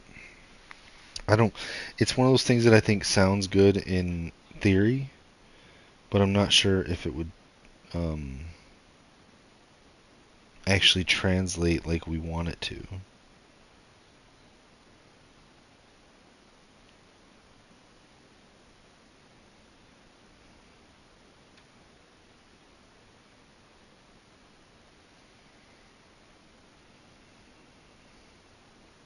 I don't know. I don't like just again. Usually, if you put in like a team and put like concept uniforms or concept art, whatever, like you'll find some cool ones. I don't really see any. Michigan. We come out in the playoff game, Kirk. No. All right, so we started the Cotton Bowl off with a touchdown run by Clark Cabana. After the layoff, I wondered how they might be able to come We're up out 7-0. and actually just the rhythm to the offense. Why is They it? did not. Hold on. Put us back on moments. All right. Big third down. Make the stop. So they are 3rd and 5 on our 36-yard line. Offense gets set up here. It's 3rd down.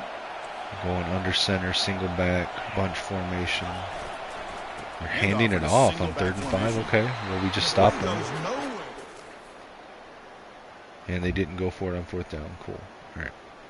So now we're in 2nd and 8 on their 20-yard line. Let's try to pound it. After that previous play.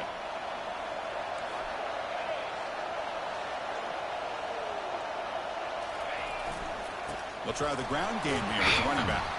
They'll stop him behind the line. Blake Frazier for a just loss got of 1. injured. Looks like a player is down injured at that last play. We'll take a timeout while they check it out. Okay, let's try this. Now it's 3rd and short from the 21. Defense trying to make a stand here and prevent a touchdown. Running out of time in the pocket. Ah, man, I didn't. Junior steps up and makes Gotta a give me some kind of protection, guys. Like, Well, they're fuck. making this offensive line really think and communicate. Bringing different blitzes. This time the outside linebacker gets to the quarterback and comes up with a big sack for the D. Made the field goal kick. So we go up 10-0. Alright, we're taking over now. 3rd down and 3. We're up 17-7 in the second quarter. We gotta get 3 yards. Let's try to screen pass. So now from the 27, the offense faces a 3rd and short. How aggressive will they play it? Looking to pick up the first down through the air. And it's caught. And look at the speed there. They finally... Nice little first down on the screen pass. Now we're 1st and 10 on their 12-yard line. Let's see if we can run it in. The Wolverines begin a new series here. 1st and 10. We'll come out in the mega power I formation. Hand it off. And they finally bring him down. 7-yard run, 5-yard line. Let's try a duo trap. Linemen have to sustain their blocks. Gave them a chance at a really nice game. Touchdown. His way into the end zone. Touchdown, Wolverines. Well, as a defensive coordinator, you've got to be See, careful being so you know what's funny about is these that passes. I remember when I said I see one that I think you'd like. That's literally the one I was talking about. That's exactly what happened here as they scored this touchdown.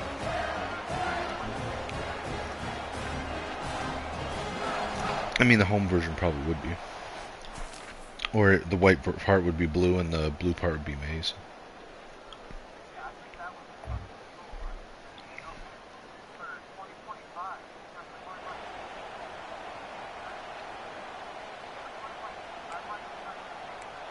That'd be cool. Big guys up front. The only thing that I saw when I was looking through it is there was one I saw with like where they put like a Wolverine head on the shoulder, on the outside of the shoulder. I like that, and like conceptually I can visualize what you're talking about as far as like the X-Men Wolverine, like using some of the lines and angles of like his look. I think that if done right, if it's done really well, that could work. But I also feel like there'd be a lot of attempts to do that where it just comes off cheesy. And it opens up the playbook for the 2nd and 3rd down coming up. Doesn't quite get in, but it sets up a first. Let's try a QB sneak. We're gonna go with the Lichmack special here and try to do a QB sneak into the end zone. And we got it. Touchdown, Michigan. This offense is still clicking. Hey, it's 1st and goal.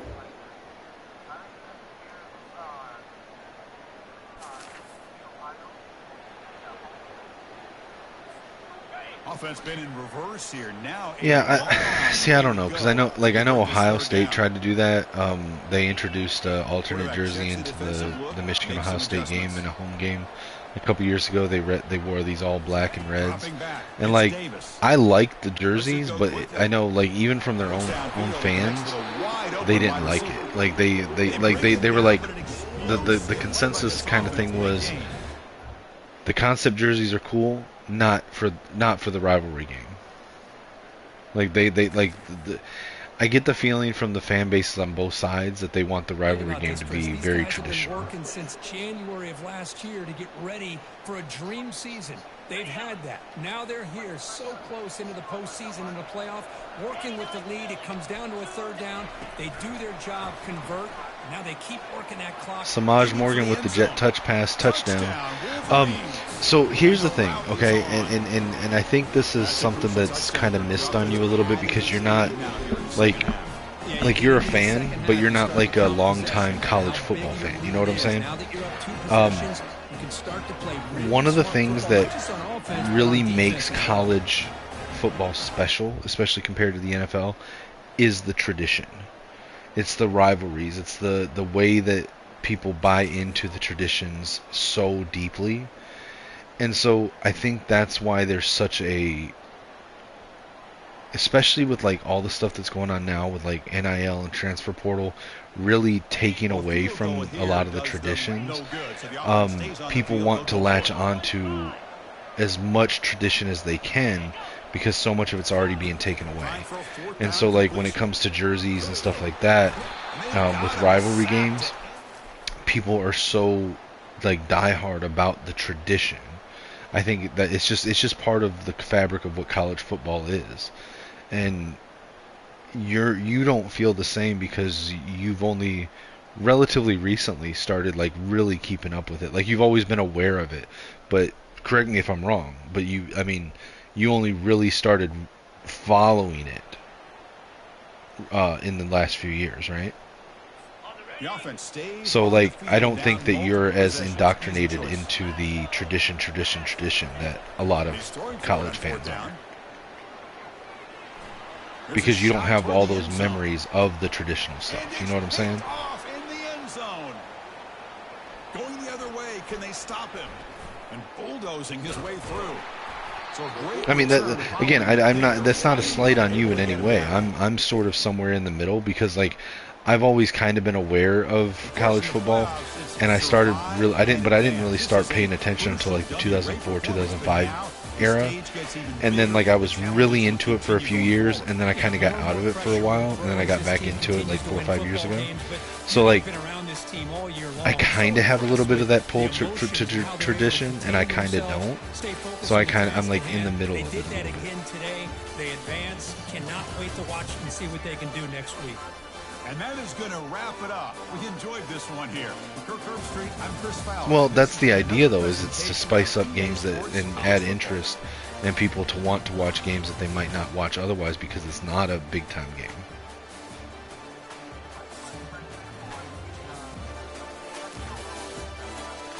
Okay, so we did win the Goodyear Cotton Bowl 38-20 over the East Carolina Pirates.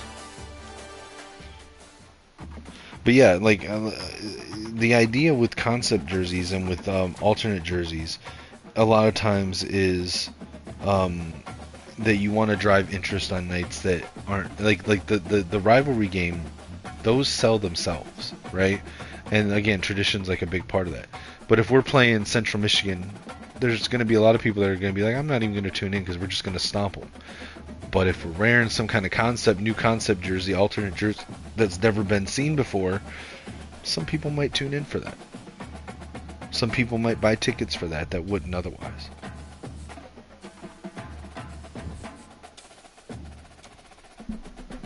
Alright, so we did win that game. Now we're going to play either Cincinnati or Texas A&M. Let's advance the week, see if we can find a better defensive coordinator, and see who we're playing in the semifinals.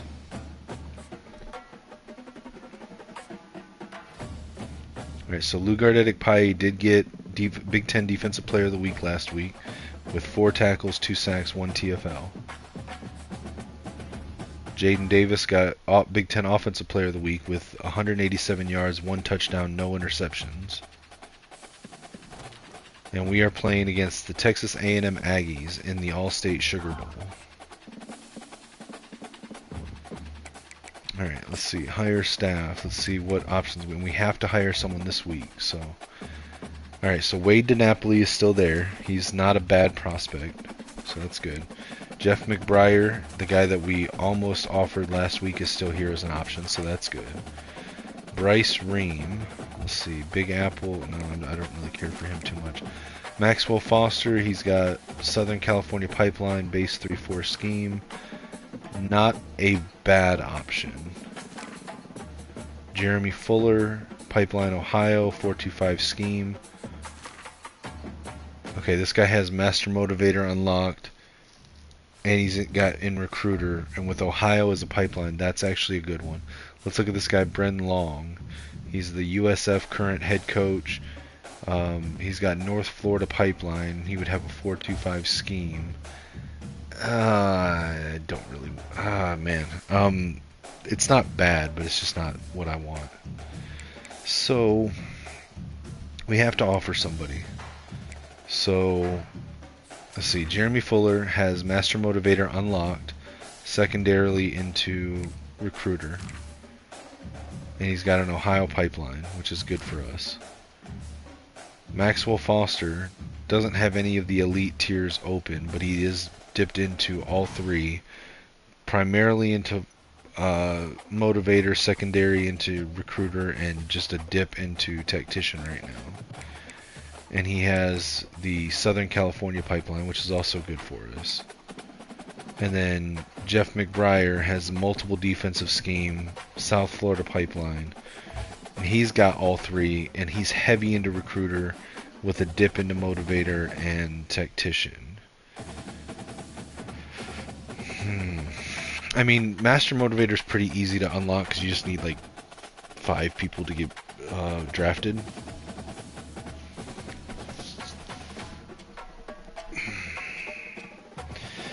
So, I don't know, but if we got Jeremy Fuller, he's already got Master Motivator unlocked. He's already into Elite Recruiter, or sorry, into Recruiter, not Elite Recruiter. It looks like he's got at least 30 points spent into Recruiter.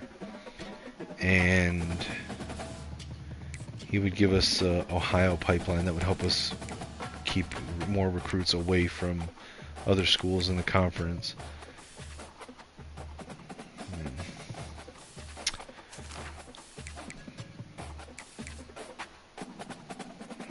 What do you think, Glitchmax?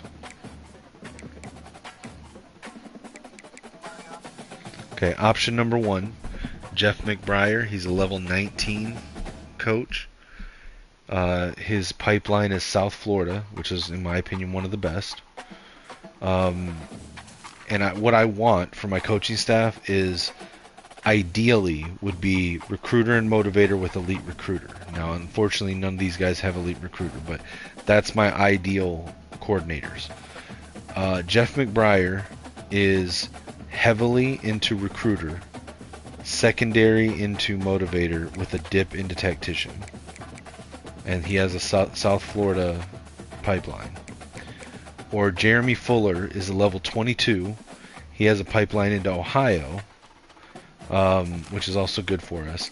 He is primarily into motivator with Master Motivator unlocked, and secondary into recruiter.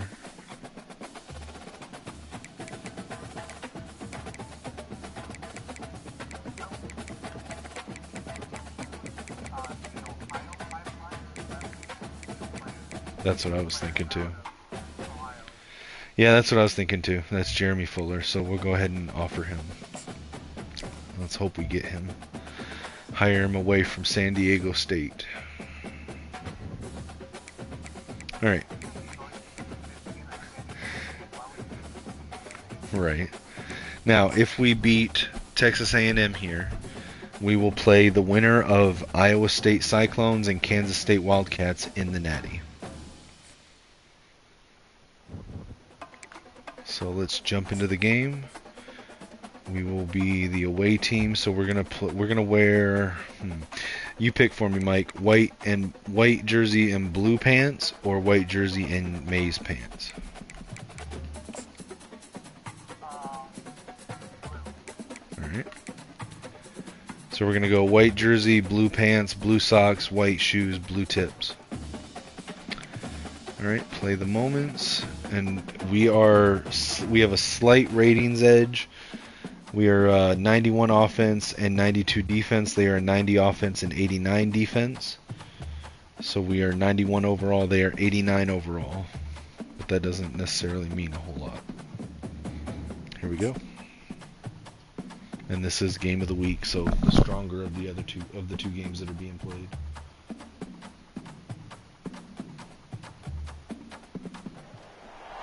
Welcome, everybody, to New Orleans and the iconic Caesars Superdome, the long-term home of the All-State Sugar Bowl, which this year, of course, is part of the college football playoff. We've reached the semifinal stage. One last hurdle to clear so that I before can the unlock national championship program builder Find for out my here coaching today talents. which side has the toughness and the depth to keep driving toward that ultimate goal, the chance to raise that gold trophy over their heads. As we'll see the number 4 seed in this playoff, the Michigan Wolverines, taking on the number 9 seed in the playoff, the Texas A&M Aggies. For EA Sports College Football, I'm Chris Fowler, joined by Kirk Herbstreit. And here we go, a college football playoff semifinal. Which team will keep their national championship hopes alive today?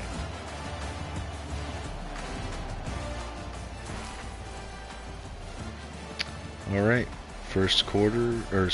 big first quarter drive. Let's see if we can take the lead to start the game. Let's try a RPO alert Down play bubble. call coming up. How aggressive will it be?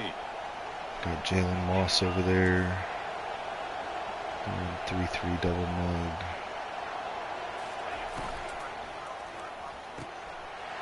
This one works. This one works so well. That particular one. I think it's the only one I have. Second down after that run of that particular style.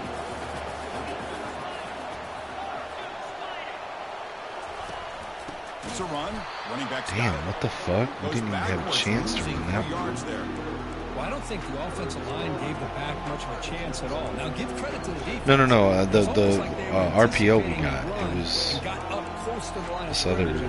I tried to run it on second down, and like by the time I was handing it off, he was getting tackled.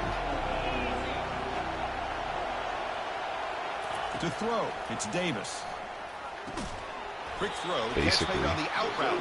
Got the first down. But not before he picks up the first.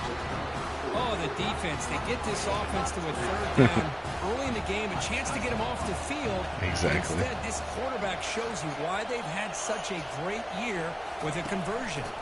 And they hand it off to the back. It's a 2-yard gain. 2nd and 8 coming up. You know, in an era that we live in right now, everybody wants to spread the field around, try to create space, try to create one-on-one matchups, and the defense is counter. Their defensive line is good. Play out wide. But here's a great example. The defense has the ability to play wide, but still basically, solid yeah. at the line of scrimmage. Oh, nice screen pass to Marshall. Juke gets a hole, runs down the sideline, and knocked out of bounds at the 28-yard line. That was nice. That was a nice fucking little juke to get. Man, that was nice. That was really good. All right, let's try to run it again since I had so much success. This time we got Cole Cabana in the backfield. First down yardage to keep the drive going. Second and 1. We got 9 yards on that run. It's just timing. It's literally all about timing. The offense now operating in the red zone. Yeah, it's just timing. A little bit of luck. The offense with some pre-snap eye candy. Same tailback, another carry. And he's okay, barely got the first down, but we got the first down. The thing, like, so it's just luck on whether or not there's a guy there to tackle him, but always slide your protection in the direction of the screen pass. And then it's just timing and a little bit of luck. And the 8th play on this drive coming up. Offense switches it up here, looking to throw the ball now. Oh, come on. That was stupid. Some players just have a real knack for timing their jump, and that defender was able to get a big pull on the ball and bat it away. Looking to throw. It's Davis. But that's such bullshit.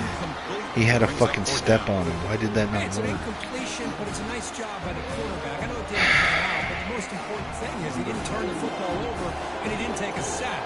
It'll give your kicker a chance to put some points on the board if they opt for the field goal here on 4th down. And it's good. Got the field goal, so we got at least 3 points. All right, coming in on defense.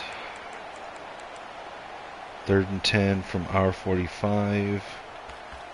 Let's go man. Down package. Slide our line. Dropping back, looking to throw for the first down. Looking to scramble. Fuck. I had him too. God damn it, dude. Fucking had him on the sack and then like it glitched back into the offensive line.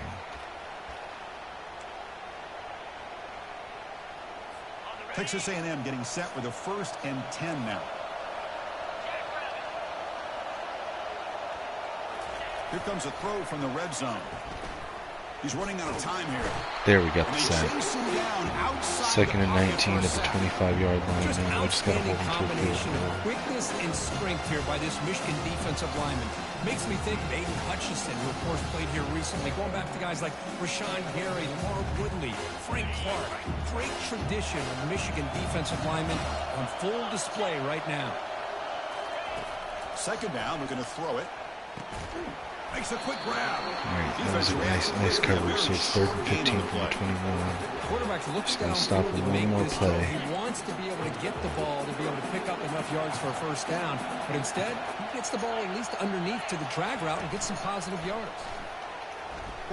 Got him sacked. Nice job, Jaden Virgin Morgan off the end. Sacks him at the 30-yard line, 4th and 24. So now they'll have to kick it. First half, you're already talking about giving up. So it'll be tied up at 3. Got to think about changing things up schematically, help that offensive line, and help that poor quarterback before he gets killed. Yep, tied at 3. All right, they're putting us in. It is 1st and 10 on the 15-yard line. And the Michigan offense comes back out on the field. They were forced to punt last time. Can they get this offense going finally? Get some points out of this possession. 4-yard run by Jordan That's a Marshall. solid gain before the defense able to bring him down. Here comes a crucial 2nd down play. Every yard tough to find down here in the red zone. That's a Only nice a yard tackle on there that by the one. senior.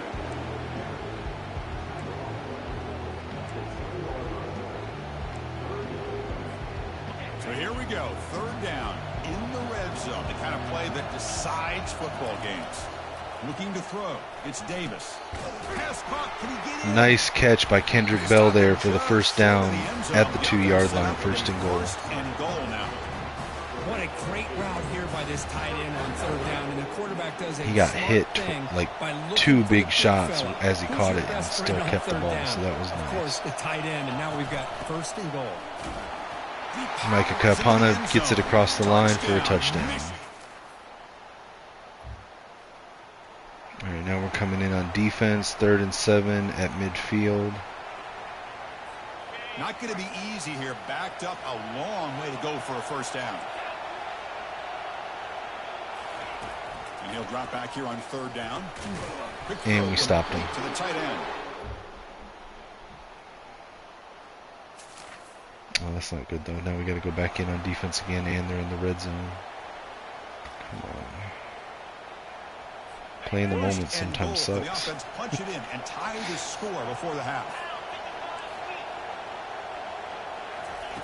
Here's the snap, looking to throw here. And got him. Oh, yeah. Oh, fuck, dude. Got him on the sack, but he broke 2 different fucking sacks. One from Edic Pye, one from Virgin Morgan. And then got sacked by the D tackle. Still has opportunities to rectify this situation, but it's Right? not the best way to start a 1st and goal situation. This pass rush has been a problem. Another sack sets up 2nd and long.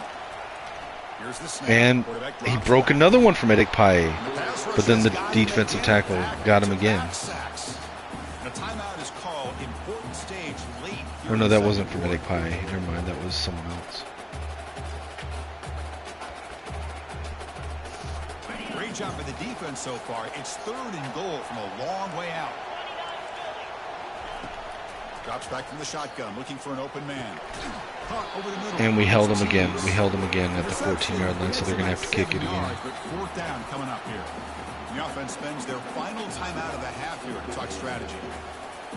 Now comes the field goal unit.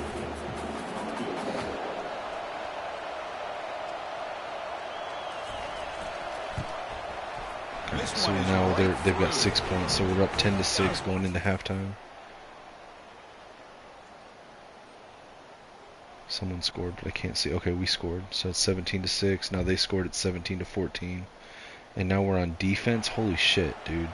They're trying to lose this fucking game now. We might lose this game. Fuck. And the Texas A&M offense heads back out onto the field. The passing game was so effective in the last possession, right down for a touchdown. We'll see if the defense can make adjustments. And looking to throw now on 1st down. And with nobody open, That was an incomplete pass the first time. So second down after the incompletion.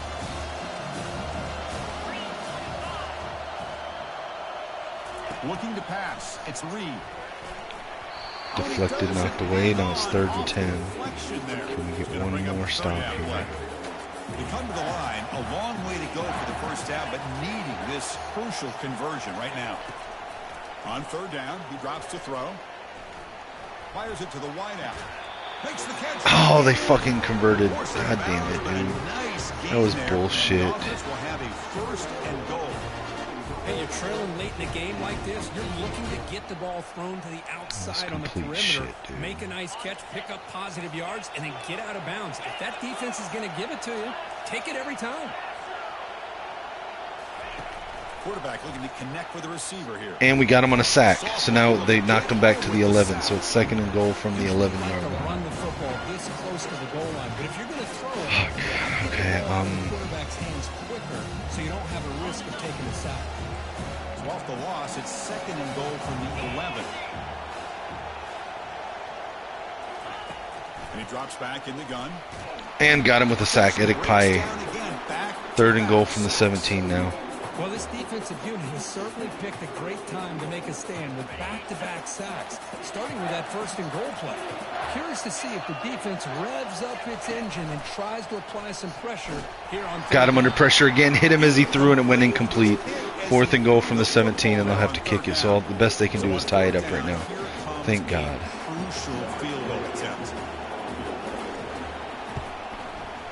Yep, it's tied up 17. Late in the 4th quarter, this might go to overtime. Who knows? All right, I got to try to score on this drive.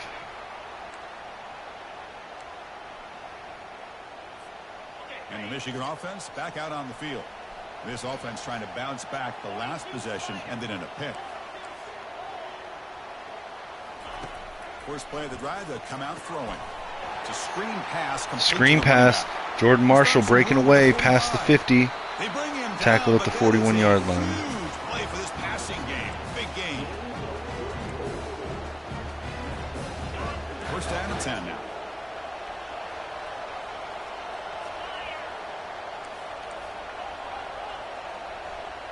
And the wideout goes in motion.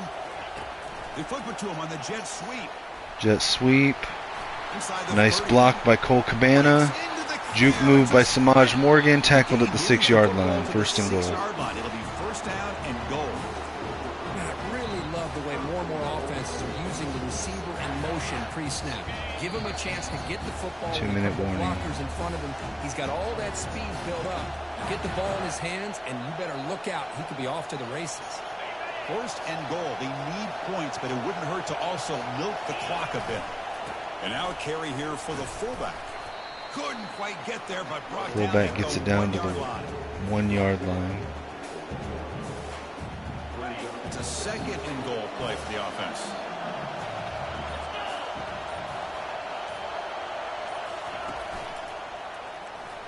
And touchdown, Jordan Marshall. And they'll claim the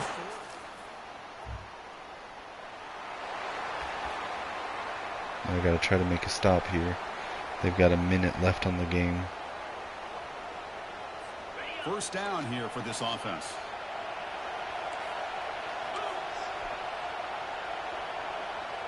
Dropping back, it's Reed. And he's sacked. Devin Baxter with the sack. 2nd and 17 from their 23-yard line. They're playing hurry up now. Here on 2nd down, the time is running out. They have all 3 timeouts. And the quarterback drops back looking for an open man. And I sacked him that time with Edic Paye. Knocked him back to the 13-yard line. 3rd and 27. At this stage of the game, they'll hurry to the line here with the Hurrying up again. Drops back, looking to throw for it on 3rd down. Throws it, and it's intercepted by Josiah Edmond. And he's wrapped up after a solid return. Nice ending to this game.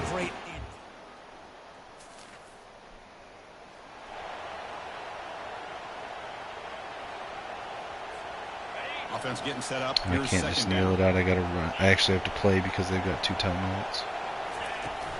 Out of the shotgun, he hands it off. Micah Kapana with the 5-yard run. They call a timeout. And the defense calling time here with 26 seconds to play. Well, they didn't bust that for a big play, but it makes this third down coming up a little bit more manageable, and that certainly has a lot of value. They'll try to pick up the third down yardage on the ground. First down run by Jordan Marshall. They take their final timeout. I should be able to just kneel it now. Well, they continue to play good football kneel it in out. front. Nice run, nice conversion here, and most importantly, working And that's with game that lead. 24-17. Working that clock and trying to advance to that next round of the postseason. Well, that's a great. I was worried there, dude. I thought I was going to lose that a couple Now the times. job gets even more exciting, even bigger as they go on to the national championship game and play for that trophy. And this is a new era. I mean, think about the weeks, the amount of games that these guys have been able to play, and to be able to accomplish this, to get to the national championship, that says everything about the endurance of this football team, both mentally and physically, and they get one more hurdle to see if they can become the national champs.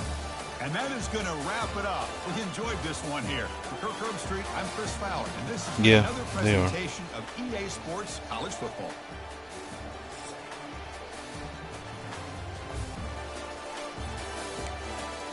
It's just the time of year. This time of year, people kind of zone out.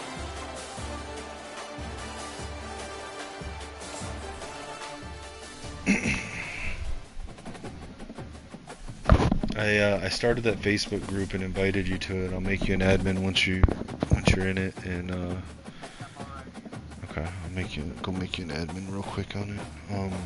That way you can set up whatever you want, and I'll start inviting people.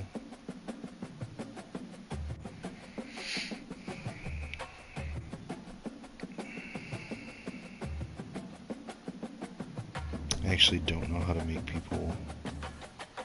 Okay, invite as an admin. Here we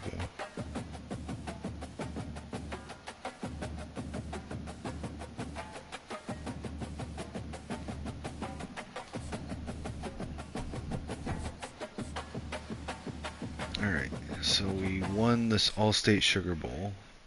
That does open up Program Builder for me, although I don't think I have enough points to actually open it up yet. Oh, I can. Okay, it takes 20 to open it up. We're gonna do that later though, because I still want to get the motivator bonus XP this off season.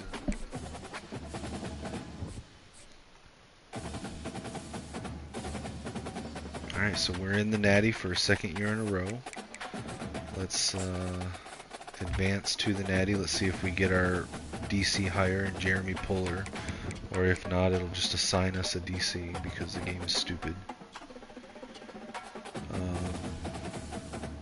Let's see who we're playing against. We're playing against either Iowa State or Kansas State in the Natty.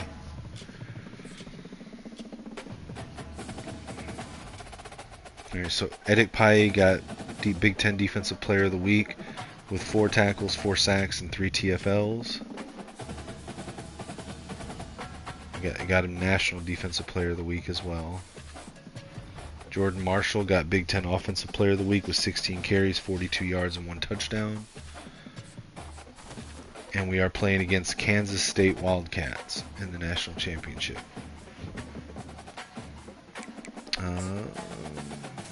Okay, we did get Jeremy Fuller. He accepted our offer. So our coaching staff now is us with our Southern California pipeline, Brian Harris at offensive coordinator with the Michigan pipeline, and Jeremy Fuller at defensive coordinator with the Ohio pipeline.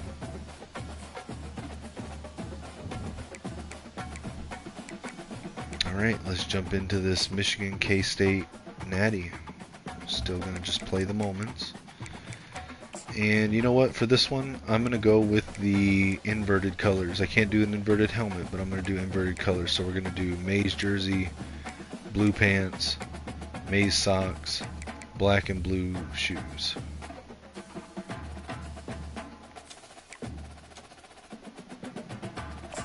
Let's see if we can win the Natty, playing just the moments.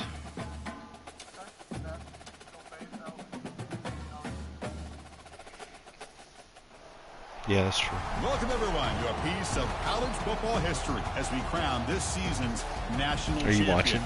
There's been so much that's gone into getting here, twists and turns, and now it builds to the battle for supremacy. And these two teams have survived the expanded playoff grind.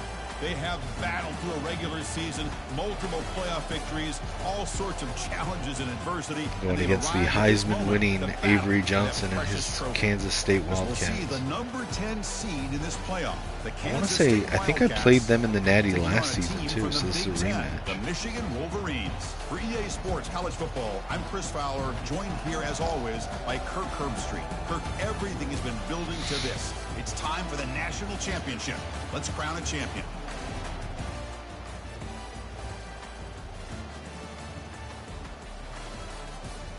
Alright, so we're going into the game for the first time. 5.5 minutes left in the first quarter. It's going to be 3rd down and 6 at midfield. Let's see if we can get them with the comeback route. Offense breaks the huddle and gets set. It's 3rd down. To the air, it's Davis. Oh, that wasn't good.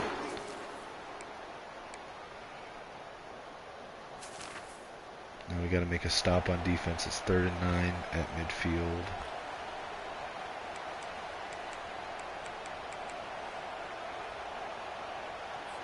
So the offense getting set. This is not where you want to be against this defense. 3rd and long. Dropping back. They're going to throw for the first down. He's escaping under pressure. Tries to run it and gets only a yard. Tackled by Hitman Hillman. Alright, so now we're taking over at the 15-yard line in the red zone, 1st and 10. Let's try to run it. I did move Hillman from safety to linebacker. I just like him as a middle linebacker. Little undersized for linebacker, but it works for me. The gain is 3. 3 yards on that down run. And 7. Receivers now getting some new assignments before the snap. Quarterback wants to throw it on 2nd down. That one falls. Oh, come on, you gotta fucking catch that, Doesn't dude. get it. Brings up 3rd down.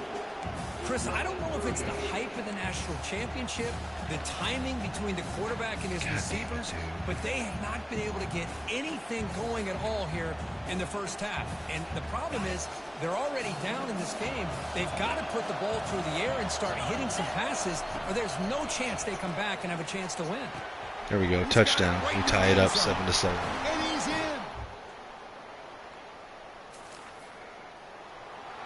Looks like they're about to score again, though. I gotta try to stop them, but it's not likely. We might lose this natty. The Wildcats hoping to punch it in here. They have Not a lot I first can and do goal. about it and play in the moments if my team doesn't want to work in soon. They'll try to run it in on 1st and Oh, goal. come on. He ran right by 2 of our guys and they didn't even fucking try to tackle him.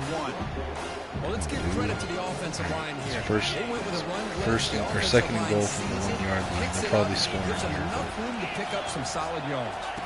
Scanning the field. It's Johnson. Yep. And he will score. Touchdown. Had tight coverage, tackled him as soon as he got the ball, but he still held on to the pass somehow. Yeah, we're probably losing this. Offense looking to keep the drive alive. It's 3rd down. There's the snap. They'll set up to throw. Grab down the middle. It's Brown. No, we aren't, dude. Their team is too good on offense. So here comes the kicking team on the field. They'll settle for 3. Yeah, they've got a really good quarterback though, and their team is like right at like the 89-90. And it's good right down the middle. And that If I could, I would, but this is an NFL blitz.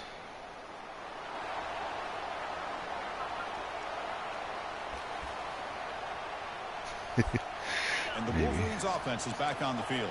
I'm not opposed a to lot it. of time remaining before halftime. They cut into this lead. Here comes a 1st down pass attempt. Wow, lays out and makes a spectacular catch. The tackle may have been the sophomore quarterback showing us the arm strength. Fresh set of downs for the offense. 1st down. Quarterback appears to be changing the play. Off the play fake on 1st down. And it's incomplete, even in a first down throw. Not even fucking getting any time to throw the goddamn And you ball. gotta love this if you're defensive coordinator. It's all about affecting the quarterback and getting pressure on him. This time they got to him and forced that incompletion.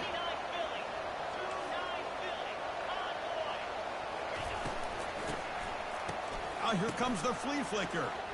Going for a big play downfield. Tried to go very deep there. Good effort. God damn, dude. Like, But Chris, the offense takes get the fucking shot open. downfield, Do and this something. defender does a great job of making a play on the ball. Not only that, he tips that ball up into the air.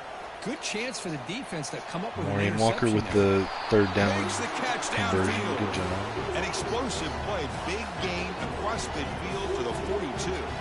And Got a minute left in the half, First and though. 10 here. And they're fucking holding the goddamn receivers. Finds a man Jesus downfield. Christ, It's a dude. big gain to the right. Tackle made at the 24-yard line. This offense really threatening now. How aggressive will they be on this first down play? Off the play fake. Should have been a blatant fucking pass interference call there. But we just got Marion Stewart on the crosser for the touchdown. Touchdown, Wolverines.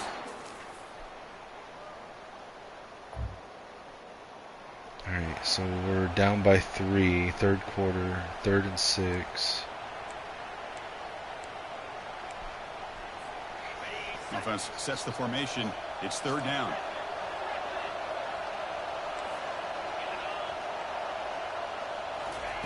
Dropping back, looking to throw for the first down. Oh my god, dude. Right through his fucking hands. Oh my god. I can't do. So here on fourth down, out comes the field goal I'm team. gonna hit this fucking kick.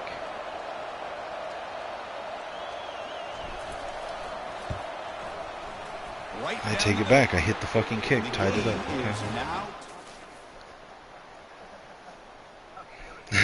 Shut up.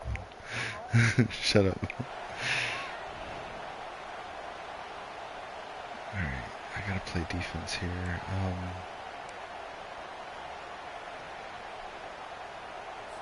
Wait, that's first not down what I play want to call. fucking do. How What the heck? aggressive will it be?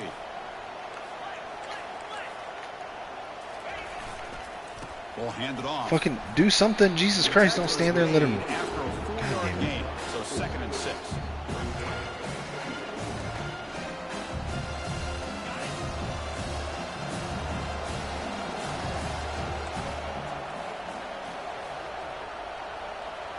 Takes the snap and takes off on the run. Fighting Come on, I fucking hit him. You see, Sit able there. to make How's the stop quarterback after a short shrugging gain. off a hit like that? Come Anytime on. you use your quarterback as a runner, the goal is obviously to hit some big plays. You've got to be careful of letting your quarterback take too many big hits. Not only can he get tired, he can also start to fumble the football. Trying to create outside the pocket now. Eludes the Fucking what the hell, dude? 3 fucking hits and it still lets the quarterback scramble away from How many him? times have we seen this late in the fourth quarter? Because you know the pass rush is going to get after him. They get upfield. They have a great pass Fucking rush. bullshit, Or they dude. create Space and running lanes. 3 He hits in the takes off and backfield picks and up still lets nice him yards. scramble for the 5-yard conversion. For a gap, it's Edwards. Nowhere to run. No corralling for no gain. No gain there. This defense has been getting sliced up on the drive, but they push back. That's unfair.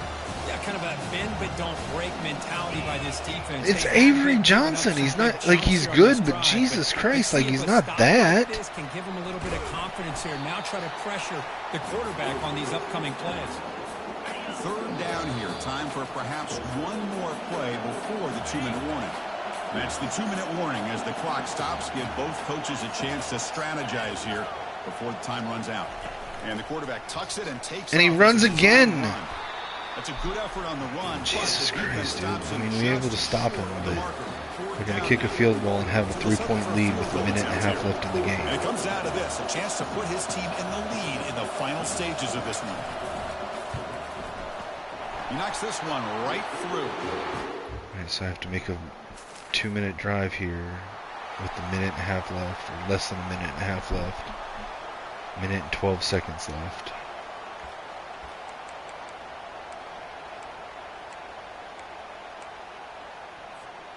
And the Michigan offense comes back out on the field. The last time they were forced to punt it away. Can they get points out of this possession? I'll flip back to the QB. He'll be tackled It's behind fucking the line of stupid scrimmage. bullshit, dude.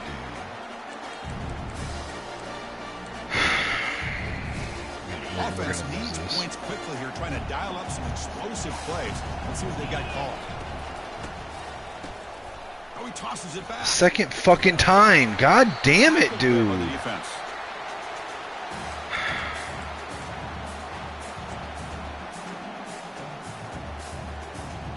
They need to score quickly here, trying to dial up some big plays.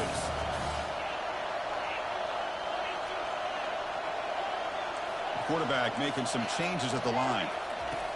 Looking to throw it on 3rd and very long. Caught over the middle. It's Moss. Timeout taken by the offense now. 23 seconds on the clock. Well, I'll tell you what, this guy's been able to put the ball in some tight spots I'm gonna all lose this game long. And here we are, late in the game. He needs to continue to play with that consistency. Twice it That's a forced me great to example go he's up from a to. passing play to a running play. Right near the sideline. and then What a catch lose does yardage. Get the foot down. Heads out of bounds after running for the first down to keep this scoring threat alive. Serious pressure now for the defense.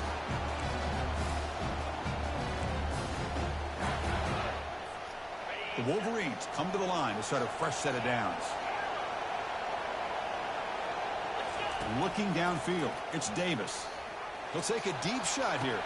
Oh shit, Kendrick Bell on the post, barely got separation and got a fucking touchdown. Holy shit. In the final minute of play. I did a, Another touchdown.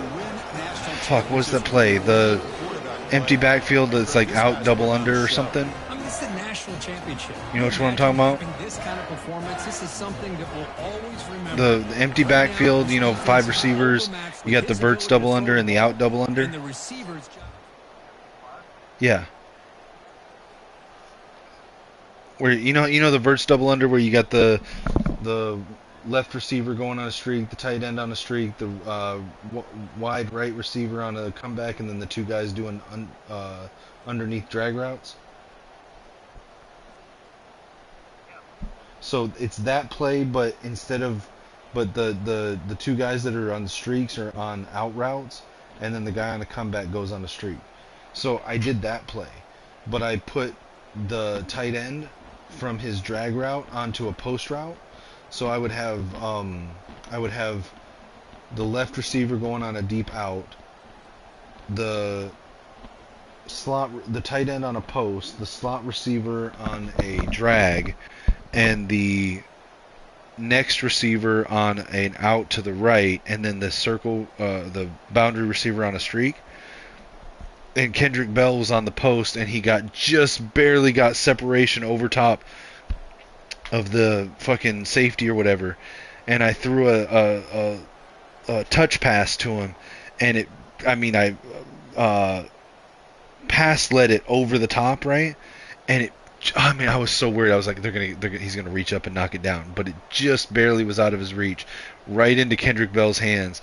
The dude was like 2 feet behind him, like the whole time. I was like, holy shit, he's gonna get tackled, and he didn't, and he fucking made it to the end zone with like 7 seconds left on the clock, and scored the touchdown. And now I'm up 24-20, and I've got to play defense for 1 or 2 plays. They've got 7 seconds left. Holy shit, dude! I'm gonna go prevent. They just can't score a touchdown. Even if they get a field goal, it's fine. They just can't get a touchdown. On 1st and 10, looking to throw. Time is running out. Alright, he threw it deep. We got 4 DBs. We knocked it down. We've got 1 second left in the clock for one more Hail Mary. Chris, this is it. Last shot here. Let's see if anybody can come up with a miracle play. They look to throw it here on 2nd down.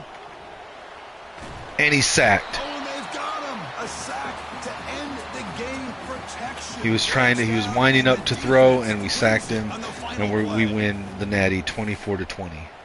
Holy shit, dude.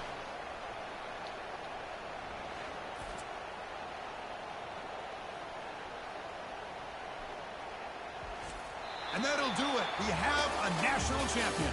They're the last team standing at the top of the mountain, Kirk. National champions. Well, it's been so much fun to watch this team play all year long. They've had some challenging moments. They've been able to overcome them.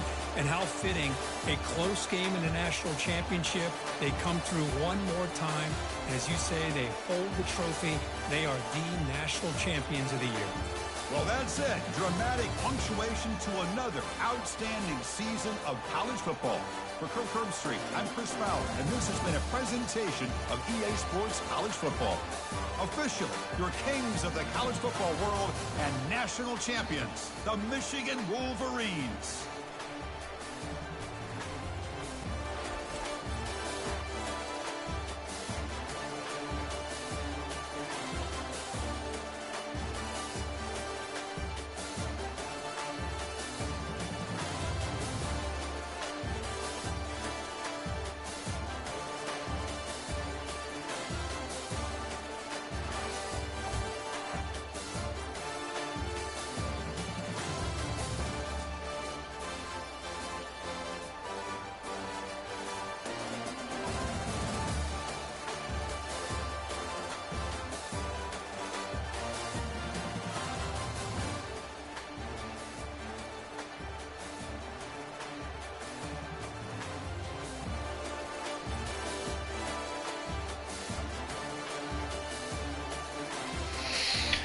Okay, well, let's advance past that. That I legitimately thought I was losing because like I couldn't move at all, and it was like 20 seconds left on the clock, and I did that. It was like third down, and like I don't know, and I hit that vert double under, and I was like, let me put him on a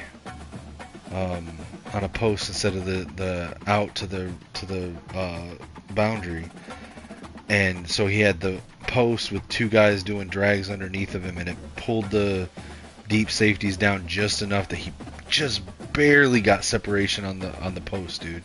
I should have clipped the fucking pass, but I didn't think about it. Holy shit. Okay.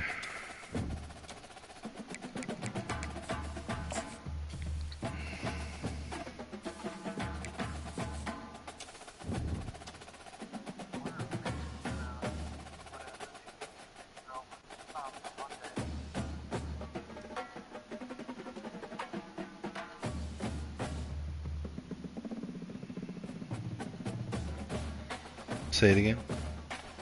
I don't know, we'll see.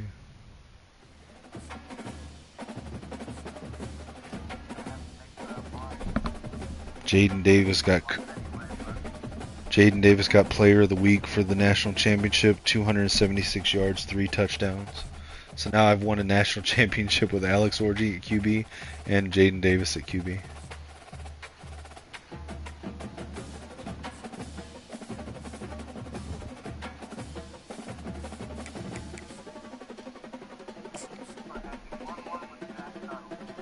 I have not. I should make that a challenge. And it has to be in year 1 too. Alright, so I'm losing Samaj Morgan, Jake Winera, Blake Frazier. They're all projected round 1. I've got extremely low chance of getting any of them to come back, but let's hit them just in case. Failed on Frazier. Failed on Guanara. Failed on Morgan. Yep. So they're all going to the draft. Projected round 1. Cole Cabana is projected round 7. He's graduating. Ben Hall's graduating. Jair Hill's graduating.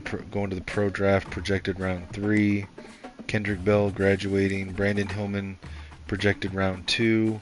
Evan Link projected round 4. And then I'm also losing Jaden Denegal, Derek Moore, Adam Samaha, Morian Walker, Jaden Virgin Morgan. Jalen Moss is projected to go round 5. Mateo Uyuagalele is projected to go round 6. Josh Mickens, Newer Gatkuth, Greg Delane, and Jalen Kilgore. Those were all those. So how many of these were? So these are all the transfers I brought in that helped me win. So Jaden Virgin Morgan, Jalen Moss, Mateo Uagalele, Josh Mickens, Newer Gatkuth, Greg Delane, and Jalen Kilgore were all transfers that I brought in over the last 2 seasons, and they all just graduated.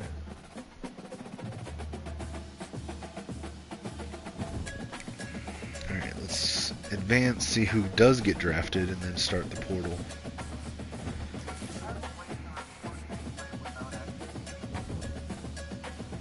So there is an option here where I can hit save recent gameplay, and I can hit full video. I don't know how long that goes, but since it has above it, it has save recent gameplay. It has 59 minutes and 59 seconds of 60 minutes. I'm assuming I can save up to an hour and upload it through the app and then download it. But other than that, no.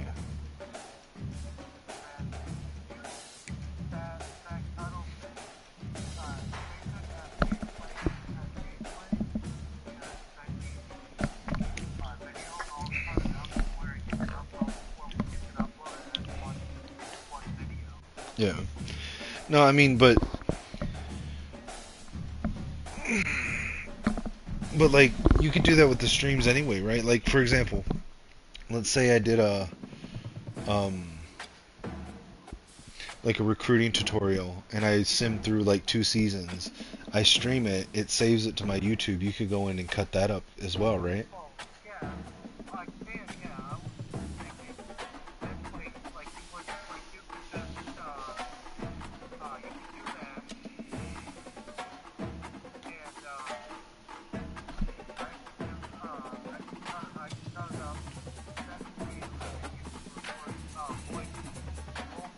Oh, I got you.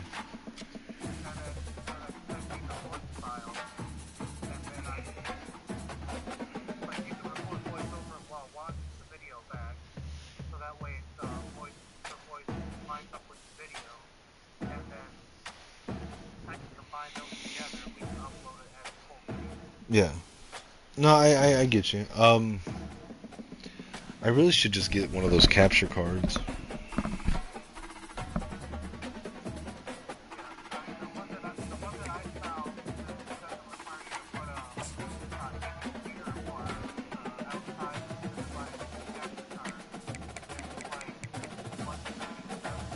Yeah.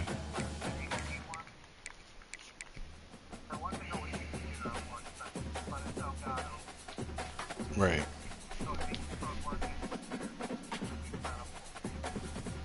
Real quick for the stream, so we did have quite a few guys get drafted this season. We had Samaj Morgan, Jake Guanera, Blake Frazier all got drafted in round 1. Brandon Hillman, Jair Hill all got drafted in round 2. Jalen Moss, Evan Link got drafted in round 4. Mateo Uagalele got drafted in round 5, and Cole Cabana got drafted in round 6. Jaden Virgin Morgan got drafted round 7. Let's look at the portal real quick. Alright, so we've got 24 commits. Is there any position that we didn't fill our need at? Let's see.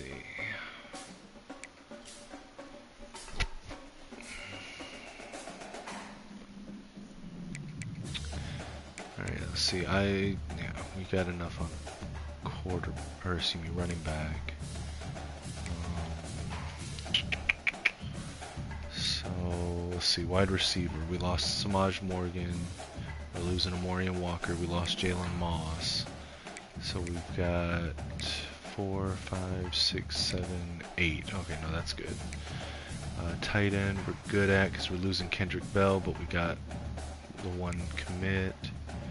Offensive line, we got 4 commits and we only needed 3, so that's fine. Defensive ends, we're losing Virgin Morgan, Gatkuth, and Mickens. But we've got 1, 2, 3, 4, 5, 6, 7, and we got the 1 commit, so that's good. Defensive tackle, we're good. Linebackers, we are good. Okay, so there's nothing we really need, so then it's just if there's really good players in the portal, we can go after them. So let's see who's in the portal. Any notables? Let's Let's search 3-star or better and top 10 in their board. Okay, so there are 1, 2, 3, 4, 5, 6, 7, 8, 9, 10. Yeah, so there's 10 4-stars currently in here. Let's see. Kenneth Merriweather from Iowa, he's good. Carter Menz is the top recruit. He's the defensive end out of Minnesota. Eric Brantley Jr. from Florida Atlantic. John Stone from Rutgers. Day McCullough from Louisville. These are all juniors. Jerome Williams from Minnesota. Dante Kelly from Mississippi State. Devin Hodges from Ohio. I might actually go after him because he's a sophomore. He's a freshman 4-star offensive lineman. What a fucking name. Sammy Dragusevic.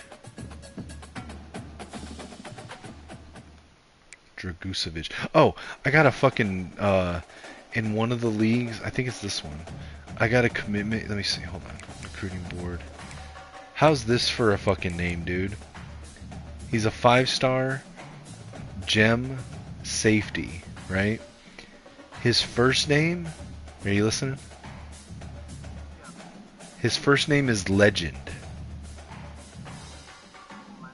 His first name is Legend. And his last name is Imator Bibi. Yes, and Imator Bibi is spelled IMATORBHEBHE.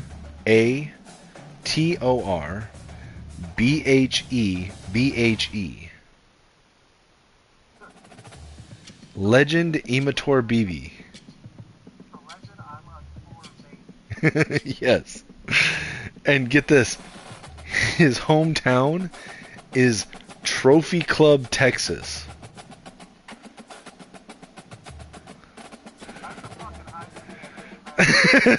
Right? Fucking Legend Imator Bibi from Trophy Club, Texas.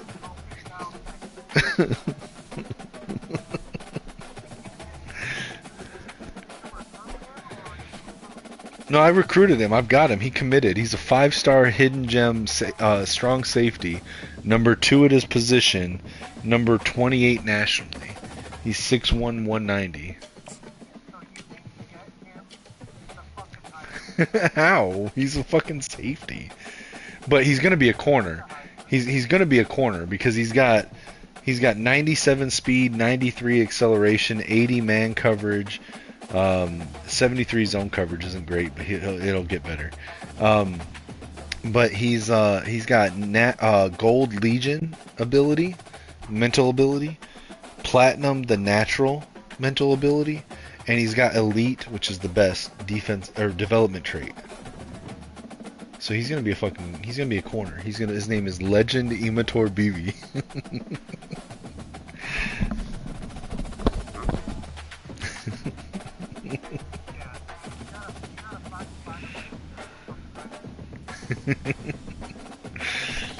Like, it's crazy, dude. Trophy Club, Texas, named Legend Imator Bibi. In my head, I'm like, okay, he's like a Ukrainian immigrant child or some shit.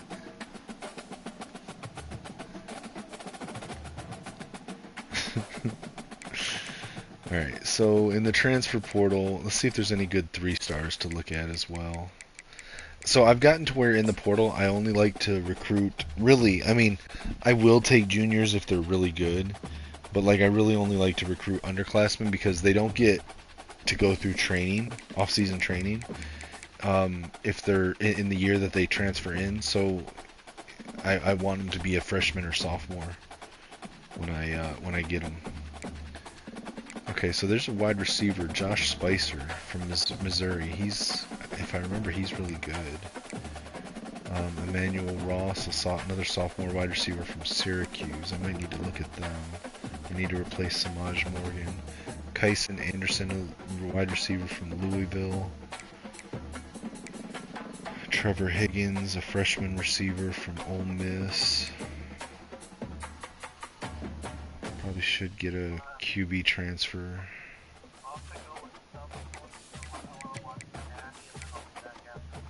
Watch the Natty. What are you talking about? Oh, that's cool.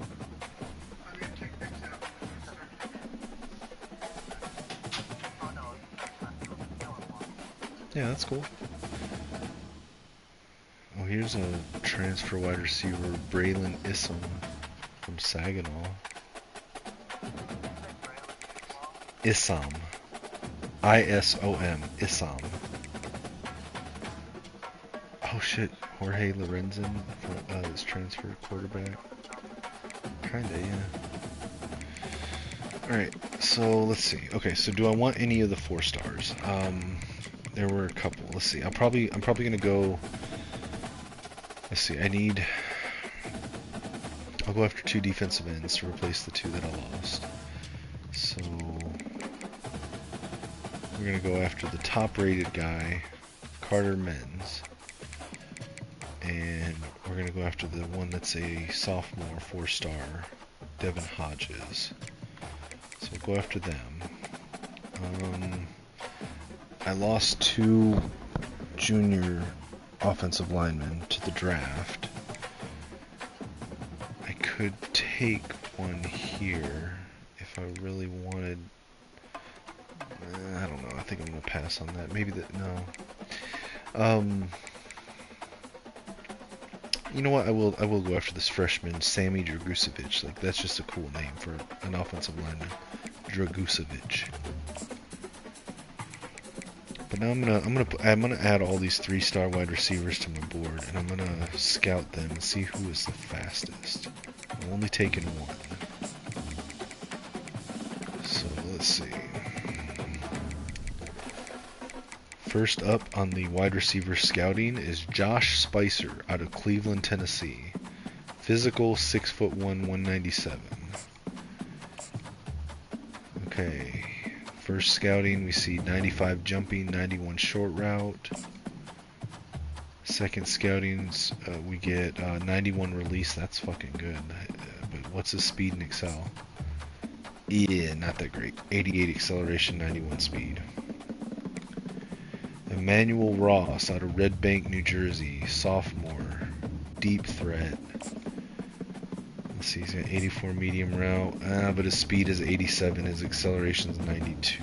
Alright, let's look at Kyson Anderson out of Louisville, Kentucky, 6'2", 191 deep threat, 89 speed, 91 excel, not great. Trevor Higgins out of North Little Rock, Arkansas, deep threat. Ooh, so he's got 96 acceleration, 94 speed, but he's 5'9".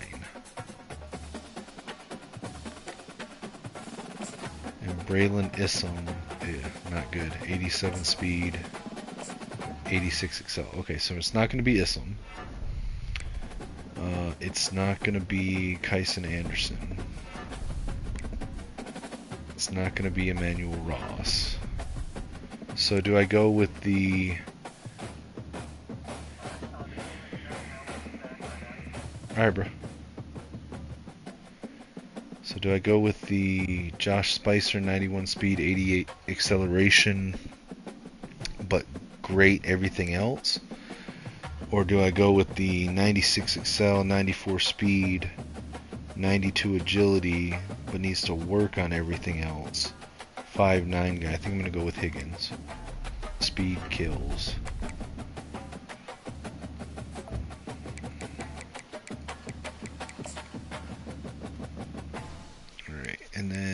What do we have at quarterback? Let's see. So we're losing Jaden Denegal. We'll have Jaden. Okay, so we've already got 5. I don't really need a quarterback. What else do I need? Anything?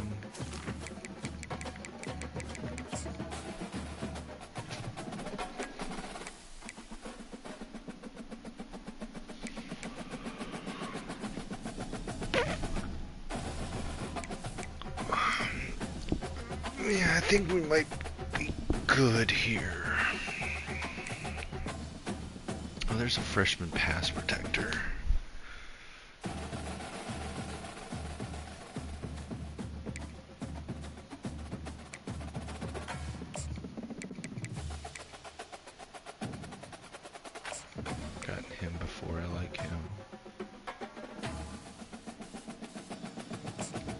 check his speed.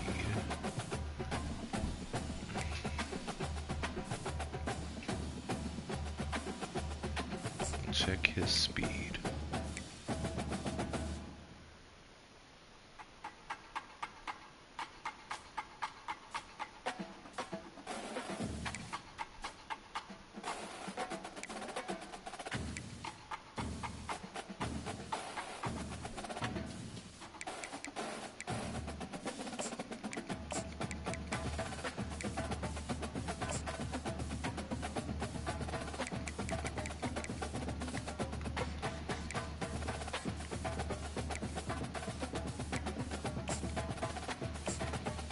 .95 speed, 89 excel,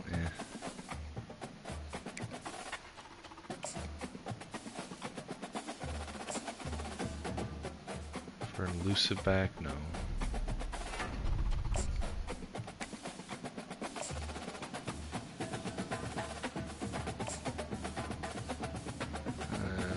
Not really. 89 speed, 88 excel, no. No, just not fast enough.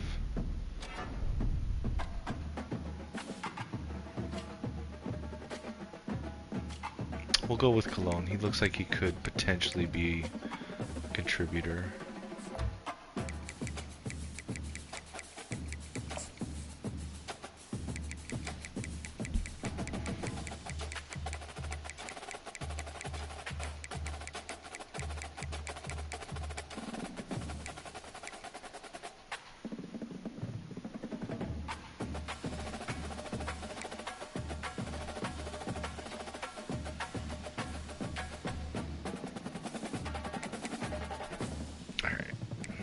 I think that's our class. Alright, so Carter Men's, we're going to offer scholarship, schedule a visit, we know brand exposure, we'll load them up with hours.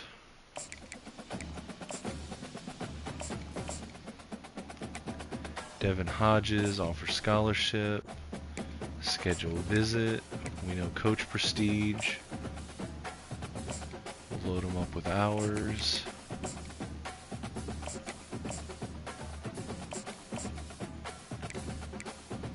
Sammy Dragusevic, offer scholarship. We know championship contender, and we'll load him up with hours. Trevor Higgins, offer the scholarship, load up hours.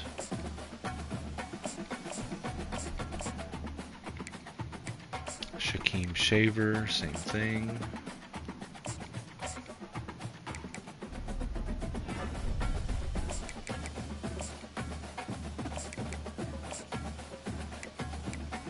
MJ Johnson, same thing.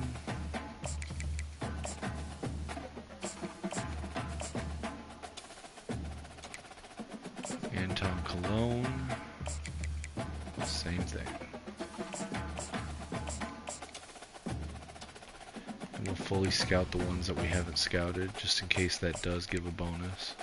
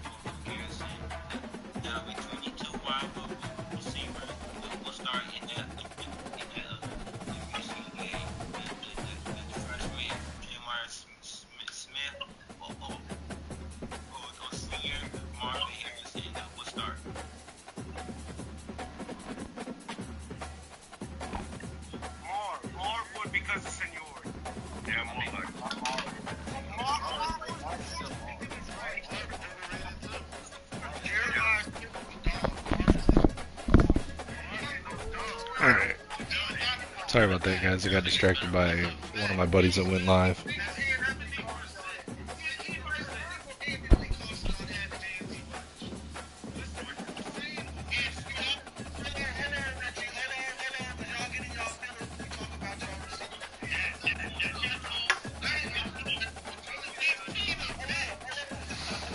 Alright, so we didn't get locked out of anybody.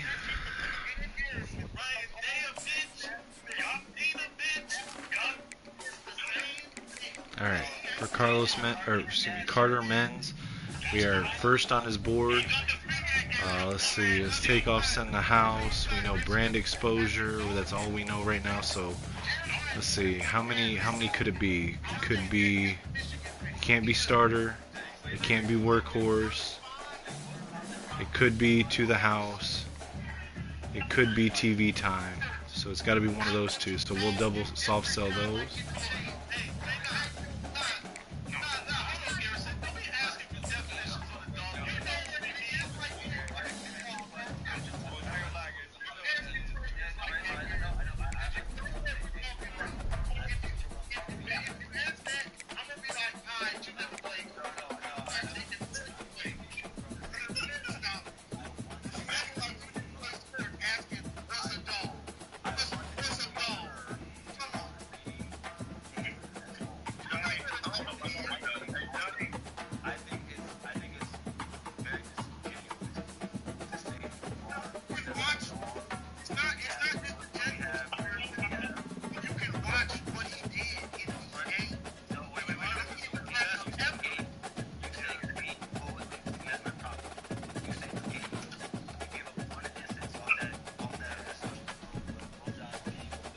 Alright, so Devin Hodges, we are number 2 on his board, behind Wisconsin. We got the same pipeline with them.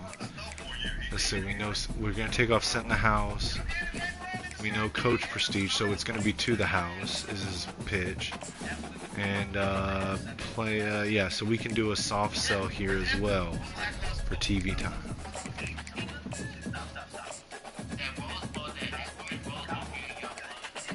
Dragusevich, we're first on his board. Take off Send the House. We know Program Tradition. We know Championship Contender. So that's going to be Football Influencer. And let's see.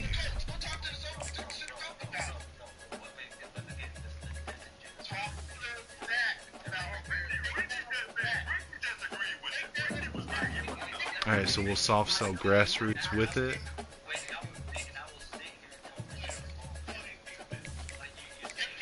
Alright, Trevor Higgins, we're first on his board. We'll take off Send the House, schedule a visit, we'll sell him on Championship Contender. It's going to be football influencer. We're going to soft sell grassroots. Shaquem Shaver, first on his board. We'll take off Send the House. We'll schedule a visit. We'll sell him on Championship Contender.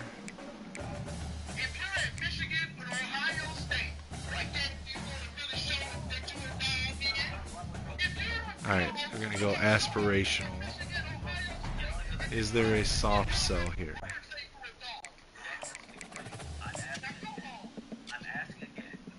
Alright, so we'll soft sell coach's favorite.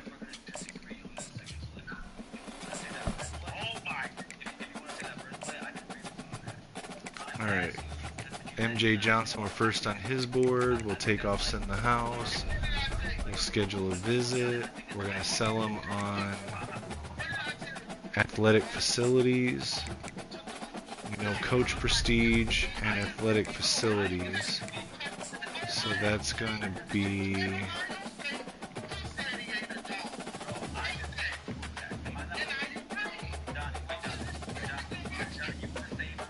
Alright, so that's going to be coach's favorite. And we'll soft sell student of the game. Anton Cologne, we're first on his board. We'll take off Send the House. We'll schedule a visit. We'll sell him on Championship Contender. That's the only one we know, so we're probably going to have to do a double soft sell here. Alright, so it could be To the House. It could be Sunday Bound. It could be Conference Spotlight.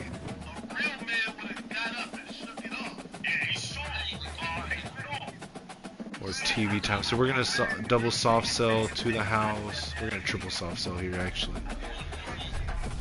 We're going to soft sell TV time. And we're going to soft sell Sunday Bound.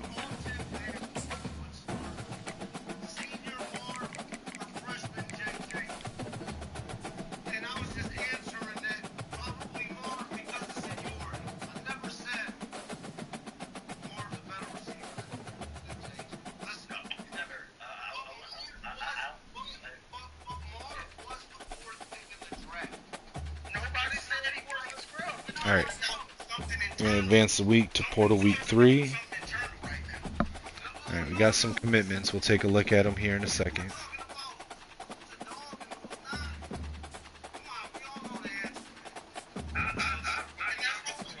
Didn't get locked out of anybody, so that's good. Alright, let's look at who we got.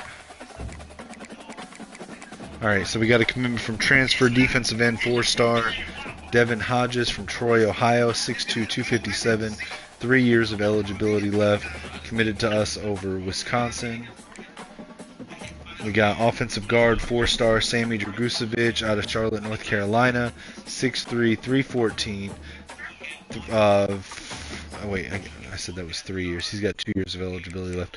Dragusevic has 3 years of eligibility left, committed to us over Georgia, Tennessee, and NC State and Clemson. Commitment from 3-star Trevor Higgins, wide receiver out of North Little Rock, Arkansas, 5'9", 206, has 3 years of eligibility, committed to Michigan over Wyoming, Fresno State, Arkansas, and Toledo. Offensive tackle Shaquem Shavers out of Arlington Heights, Illinois, 6'7", 320, 3 years of eligibility left, committed to Michigan over Wisconsin, Western Michigan, Toledo, and Iowa. Linebacker MJ Johnson out of Detroit, Michigan, 6'3", 229, 2 years of eligibility left, committed to Michigan over Wisconsin, Michigan State, Boston College, and Northwestern. Carter Menz, we are first on his board over USC. Should get a commitment this week. We know his pitches. We're going to hard sell TV time. We're going to soft sell To the House.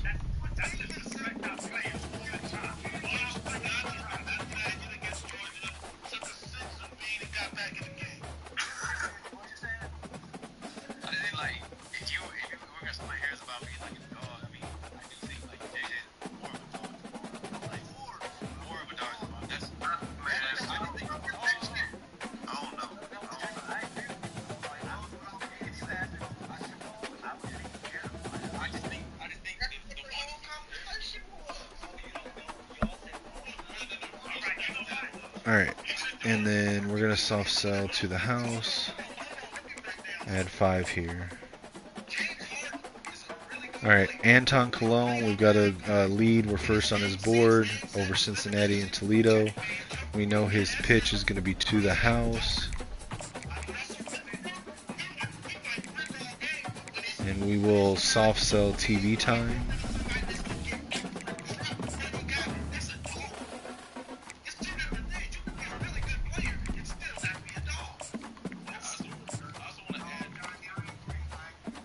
Alright, now we're going to advance the week.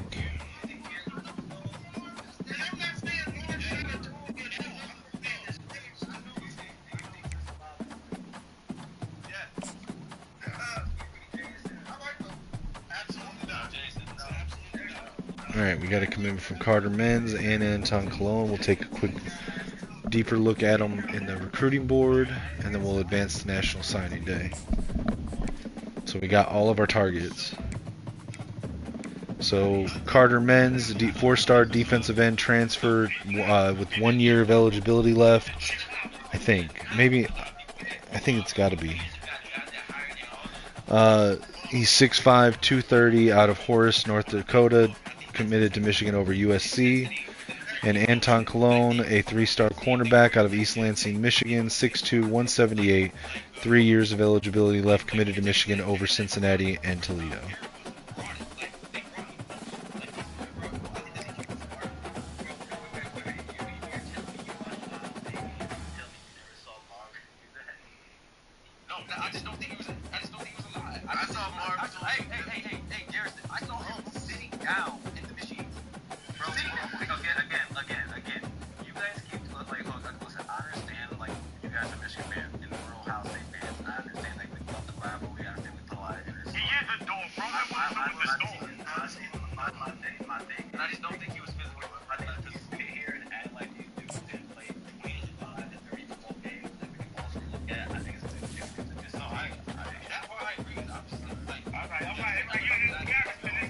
Alright, National Signing Day.